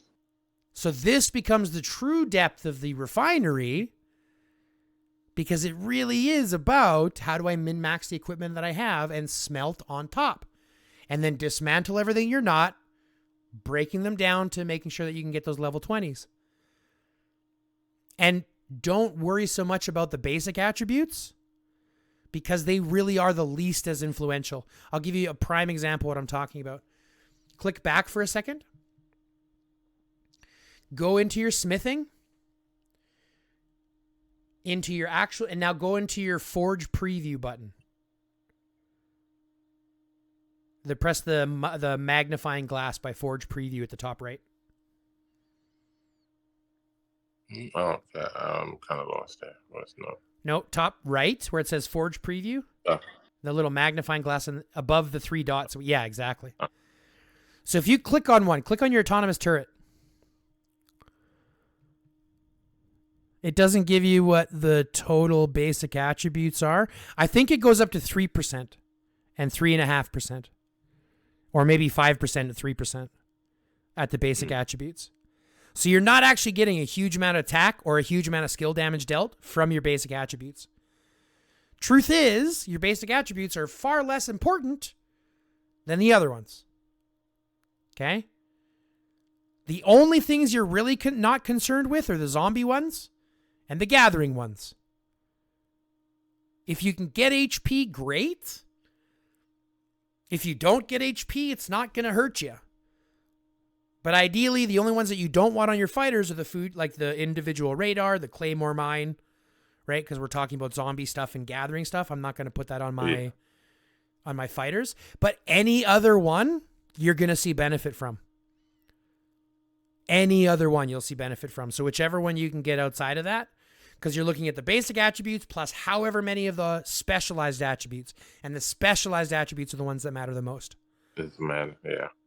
Okay, because they go to much higher percentages A level 20 is like 3% attack, where you can get 7% attack on a honed attribute up to at red.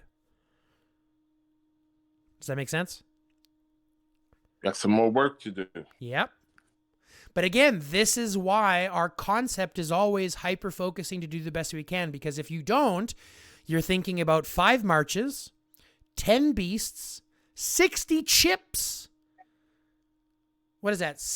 5 times 6, 30 armaments, and 12 equipment pieces. You see what I'm saying? It's a lot of work to be focusing on if you're doing all 3. This is why I suggest hyper-focus. Like, let me ask you, you've got gear in your riders, right? Your riders are wearing stuff right now, right? Yeah. Why? Yeah. I don't know. I just do them on there. Yes, this is my point. It's all just added fluff, added might. Stuff we don't need. Our riders we don't fight in the field with. Our riders we don't have in the arena. We don't have them anywhere. Right? Yeah, pretty much just for garrison or to do what's it? Hitting farmers, just run around the board. Pretty much. But even then, you can do that with Miyamoto and a dud. Yeah. Right? Miyamoto and a dud is still going to be fast enough to do that. Your only ones you're going to get run down is by other bikers, but you're better than bikers anyways. Because you're infantry against bikers. You're already at the upper hand. Mm-hmm. So, in reality, there's no reason to have them on riders right now, as we're not working on those yet. You see what I'm saying? It's all additional might, all extra stuff that we don't need to concern ourselves with, that we could break down to increase the marches that we want, to increase our riders, to increase our range, to increase our infantry as we need it. Right? And lower rating. But this is what efficiency means in this game. This is how we get efficient with this game. Has this made sense so far? Yes, it has. Good. Yeah. But that's really going to wrap it up for pretty much everything. I mean, we could talk about survivors, but survivors, I mean, I'm not really too concerned with. They're minuscule, but yeah, I've been. Do you at least use your survivors? I have a couple. Yeah, I use them for the most part. I know I still have a few left, like 700. Okay. But I use them for the most part to get my stats up over here. So. Yeah, but you have almost 800 searches still. Why? I'm gonna knock them out because I need to readjust this line anyway. Yeah, you'll have to do those. But here's my question: what do you use your searches for? To be honest with you, I kind of overlook them most of the time. Okay. And like everybody else, they try to use them to complete task and what is the event that's going on now? Alliance League. So, yep. Yeah. So here's the thing. But I pretty much overlooked them because I would just tap on it and do the free one and then just move on to the doing something. Let me break down survivors a little bit for you before we wrap up. Go back to your survivors for a second. Go to your survivor camp. Now, here's the thing. Those almost 800 searches you have that you have not yet used is wasted potential. And I'll show you why. There are 3 buffs that you're getting from survivors. And these buffs range from everything. From attack, defense, HP, damage reduction, training materials used, hospital capacity, you name it. Go to your Manage Survivors for a second. Just click Manage Survivors. You see all the attributes on the right-hand side. Yeah, I've been building them up. Sure, but these are all passive ones that you're taking advantage of all the time. Yes. You're sitting on 800 searches, which would increase these as well. Now, these ones are good. Attack, defense, HP, stuff like that is important. Travel speed, stuff like that is important. But look at your Doomsday Bond. These are also passive buffs. Click on the top right where it says bond attributes. These are also passive buffs that you're getting from these survivors. So this is a second set of attribute buffs. Scroll down. And these ones include squad damage reduction, a reduction in death rate, overall damage for the troop types. Scroll up, you'll see things like gathering speed. You'll see, scroll up the other way, sorry. You'll see things like resource production, gathering speed, gathering bonus, healing cost. These are all active buffs that we're not getting because we're sitting on 800, or active buffs that we could be improving because we're sitting on 800 searches. So here's my mentality when it comes to survivors. Click on Survivor Rescue. You see how it says draw 12 more until you get a legendary survivor? Yeah. For me personally, because I don't give a shit about Alliance League. Alliance League for me is farming, zombies, and everything else. That's it. The minuscule. Okay? I'm not going to use them for anything else. Every single time I personally have enough searches to guarantee me a legendary hero, I'm going to use them all. I'm not going to save them for Alliance League because the amount of troops or the amount of benefit that you get for using the Alliance League missions is irrelevant. Alliance League, to me, the rewards that you get for Alliance League are shit. It's like the worst event in the game. So saving these for Alliance League is doing you a disservice. You are far better off using them all, right? And benefiting from the passive buffs on your managed survivors and your Doomsday Bond, which then you also get on your tactical team for having your survivors at a higher level too. There is literally no reason to sit on survivor searches. People can argue Alliance League all they want. I am a firm believer that Alliance League is the worst event in the game. It's the worst cost for resources in the game. You want to upgrade your survivors as high as you can. And then if you click on Survivor Rescue, I'm going to show you something they just added again, or they just added recently. On the right-hand side, you'll see Survivor Store. Click the Recycle button. All of these green heroes, these frags are for heroes that you already have leveled up to level 50. So quick select and recycle all of these extra fragments. And then click the little X button, scroll down. You can get the legendary hero fragments, legendary survivor fragments for the survivors that you're working on individually. Oh, so I could get like a bunch of her for the hospital. Sure.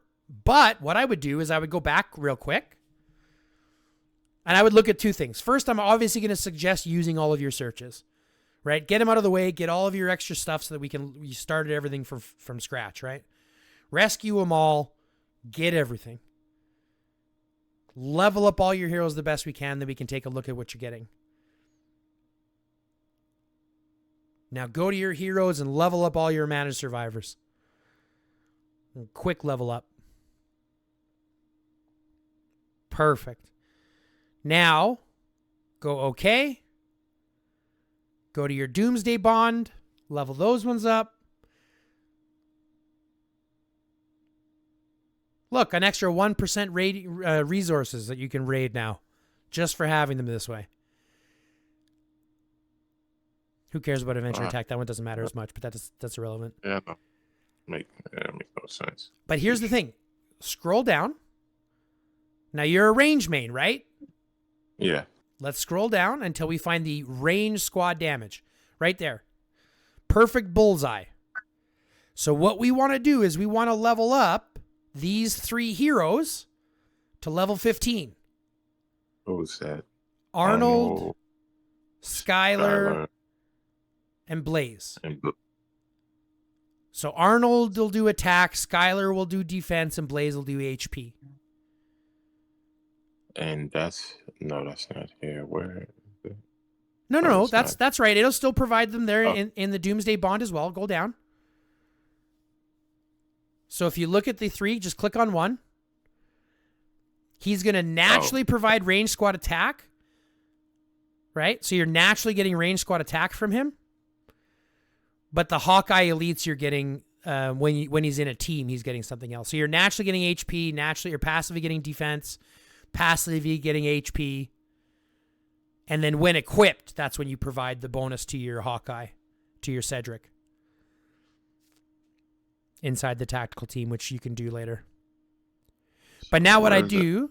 Yeah. Okay, I go in here. Okay. Now recycle. Don't forget to recycle all your greens again, because you're gonna have a whole bunch more with the 700 that we just did. Now let's exit out of here. Let's go down, and let's find what's his face. Blaze. Far left at the very bottom. Okay. He's gonna be your range HP. And you got a bunch to get him up to level 15 anyway, so I might as well dump everything into him. How many more do I need? It said 12. Well, you need a bunch because it's like 10 for one level, 15 for one level. And you still need to go 4 levels, so you need to go at least 50 or 60 fragments for him.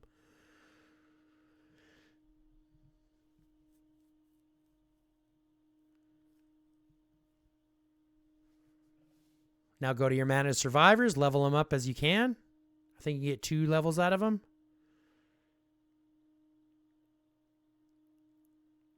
There's some more HP for you. And now your next focus is going to be to get him, right, to level 15, then get your other guy to level 15, then get your other guy to level 15. Right? So we want to work on this. And we brought up your might on your survivors from 2.4 to 3 million. Okay. So you see what we've been missing out on. Yeah, quite a few. No.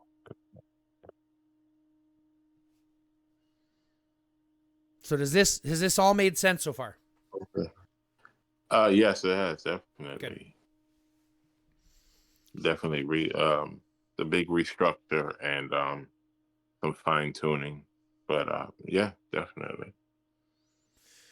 Okay. Well, truth be told, we've gone through everything that we can go through, to be fair. We've given you a once-over from the top down. Is there any other questions or concerns or thoughts that you have before we wrap up? No, nothing comes to mind at the moment. Nothing comes to mind. I think the only thing I got left to do, besides hyper focusing, is just figuring out the legendary swap things over, the hero swaps, and that's about it. Yeah, and I think you've got a good idea what to do with the hero swaps. Like I said, I think Sophie and Ethan, getting them awakened is going to be super beneficial for you. And I think you can honestly look at sacrificing your Julia Lewis, because Ethan is better than Lewis and Sophie is better than Julia. So you have avenues there. And even if you wanted to look at moving out one of your, like even getting rid of one of your infantry heroes, like you could get rid of a Dutt and still run Miyamoto and Claude, or Miyamoto and, anything like that. Miyamoto, Bodala can still work in that position as well. Yeah, because the Dutch still needs like that, 20 seconds of continuous battle to start really performing. Yeah, she's got to be in consistent fights to be any good, so she's kind of falling off. Especially when you look at the other heroes, like Bodala Miyamoto is better than a Dutt Miyamoto. Mm-hmm. So once you start to see that, like a Dutt is less useful as we need her. That's what you lead with, right? You lead with Bodala a lot, right? Yeah, you lead Bodala Miyamoto, and that's only because if you look at the hero talents, it's specific with Bodala because of his hero talents. So if you look at his hero talents for a second, and I'll show you. Go to Bodala. Sorry. No, it's fine. It's fine. He's lower there, just below Peter. So go to his hero talents. And then if you go to the far right, you see the hero, the talent node that looks like a rocket launcher. Oh, yeah, this one. Yeah, skillful firepower. So the way that this works is that Bodala's skill will trigger, which will trigger this bonus 7.5% damage for 6 seconds, which will then bonus Miyamoto's AoE skill. Whereas if you lead with Miyamoto, it'll trigger this, which will then go to bonus Bodala's skill, but because Bodala's skill doesn't deal skill damage, you're not getting any bonus. Right? Okay. Bodala doesn't deal skill damage, she deals true damage, which is a totally different thing. Okay? Yeah, this game definitely can get technical. That's right. So you're going to lead with Bodala over Miyamoto if you wanted to do that, and then sacrifice your Dut for, if you wanted to just sacrifice a Dut for Ethan instead of your Julia or Lewis, you could go that way as well. But you have a couple of different options to choose from to get your Sophie Ethan that you would need. Okay, and then I guess later on down the line I could work on Spectra. I guess. Okay. Okay, cool. Does that make sense? Cool. Yes, definitely. Okay. Definitely. All right. Well, if that's it, I think that's going to wrap it up for this episode, my man. I think we've gone through everything. We've set you up on a better situation. If you don't have any, if you don't have any other questions, I think that's going to wrap it up here, my dude. Yeah, no, nothing left. I'm just waiting for you to open up the merch line so I can get that jar that you had advertised. I wanted to get it for a couple of friends of mine. It would have been a great Christmas gift, but they can get it later as soon as you open up the merch line. Yeah, as soon as I get some more of those, I'll start looking at that. It's been something that we've wanted to do for a while. My wife has been harping me on, so I'll get her to line up a little bit more of those, and we'll start to promote some of those out to the people. That's cool. Yeah, well, you definitely got a customer right here. So. I appreciate that. Well, with that all being said, folks, we're going to wrap it up here. I'd like to thank you one more time here for joining us on the channel and opening up your account to us. And obviously going through a class with us has been a lot of fun for me. I know a lot of education for the people watching at home. If you'd like, I'll give you a quick second to say thanks to any or shout out any of your friends that you'd like to shout out. Well, number one, I would like to thank you for having me on and giving me in-depth insight. It's very much appreciated. Anytime. Everyone that I've had the pleasure of meeting through this game and battling, I want to give all you guys a shout out. As far as the alliance that I'm in, Order of the Forsaken, they're based in Region 561. Great group. I will fight with these guys all day long because as low progressed as they are and growing, man, we have really shocked a lot of stronger players. Like right. We've definitely shocked them. It's like there's fighting this dog alliance here. That's good. That's I think that's probably one of my favorite things to do is to like punch up. You know what I mean? I want to make sure that the bigger players know who I am. Oh, we definitely have been doing that. Did you get a chance to just briefly like scan one of those reports I had sent you with the as weak as Ragor was? I think the Alliance came through and we held up against two strong rallies. Mm-hmm. Yeah, I saw them. I think now with the setup that you're going to have running Boyd Riven, I think you're going to see a much bigger result, especially with the beast pairings that we have, the chip setups that we have, the focus that you have now. I think you'll see a big change in that. And I'm excited to see some of those reports for your rallies as well. So make sure you send me some of them. Oh, definitely. And once again, thank you for having me on. I thank you for cleaning out my inventory. I got rid of a lot of junk. And we'll only get stronger from here on. Absolutely. And again, you're very welcome. As I've mentioned before, and I'll mention anybody at home, if you're looking for your own schools in session, reach out to me in game. I've got a pretty open schedule to do these types of things, and I really like doing them. So feel free to reach out. If you haven't already, though, like, comment, subscribe, and fill out the notification bell. These are 4 free things that cost you nothing but help out the channel immensely. If you do want to help out financially, there is a join button. You can join to become a member, get access to content first, things like that. But other than that, if all you're here is to watch and enjoy, then just fill out the notification bell, because I notice a lot of you don't. So if you do, it just helps the algorithm push the content to more people. But other than that, folks, that's going to wrap it up for us. So, love, peace, chicken grease, and until next time. Now you say stay lifted. To follow you. Stay lifted. Stay lifted. Yeah. Puff, puff.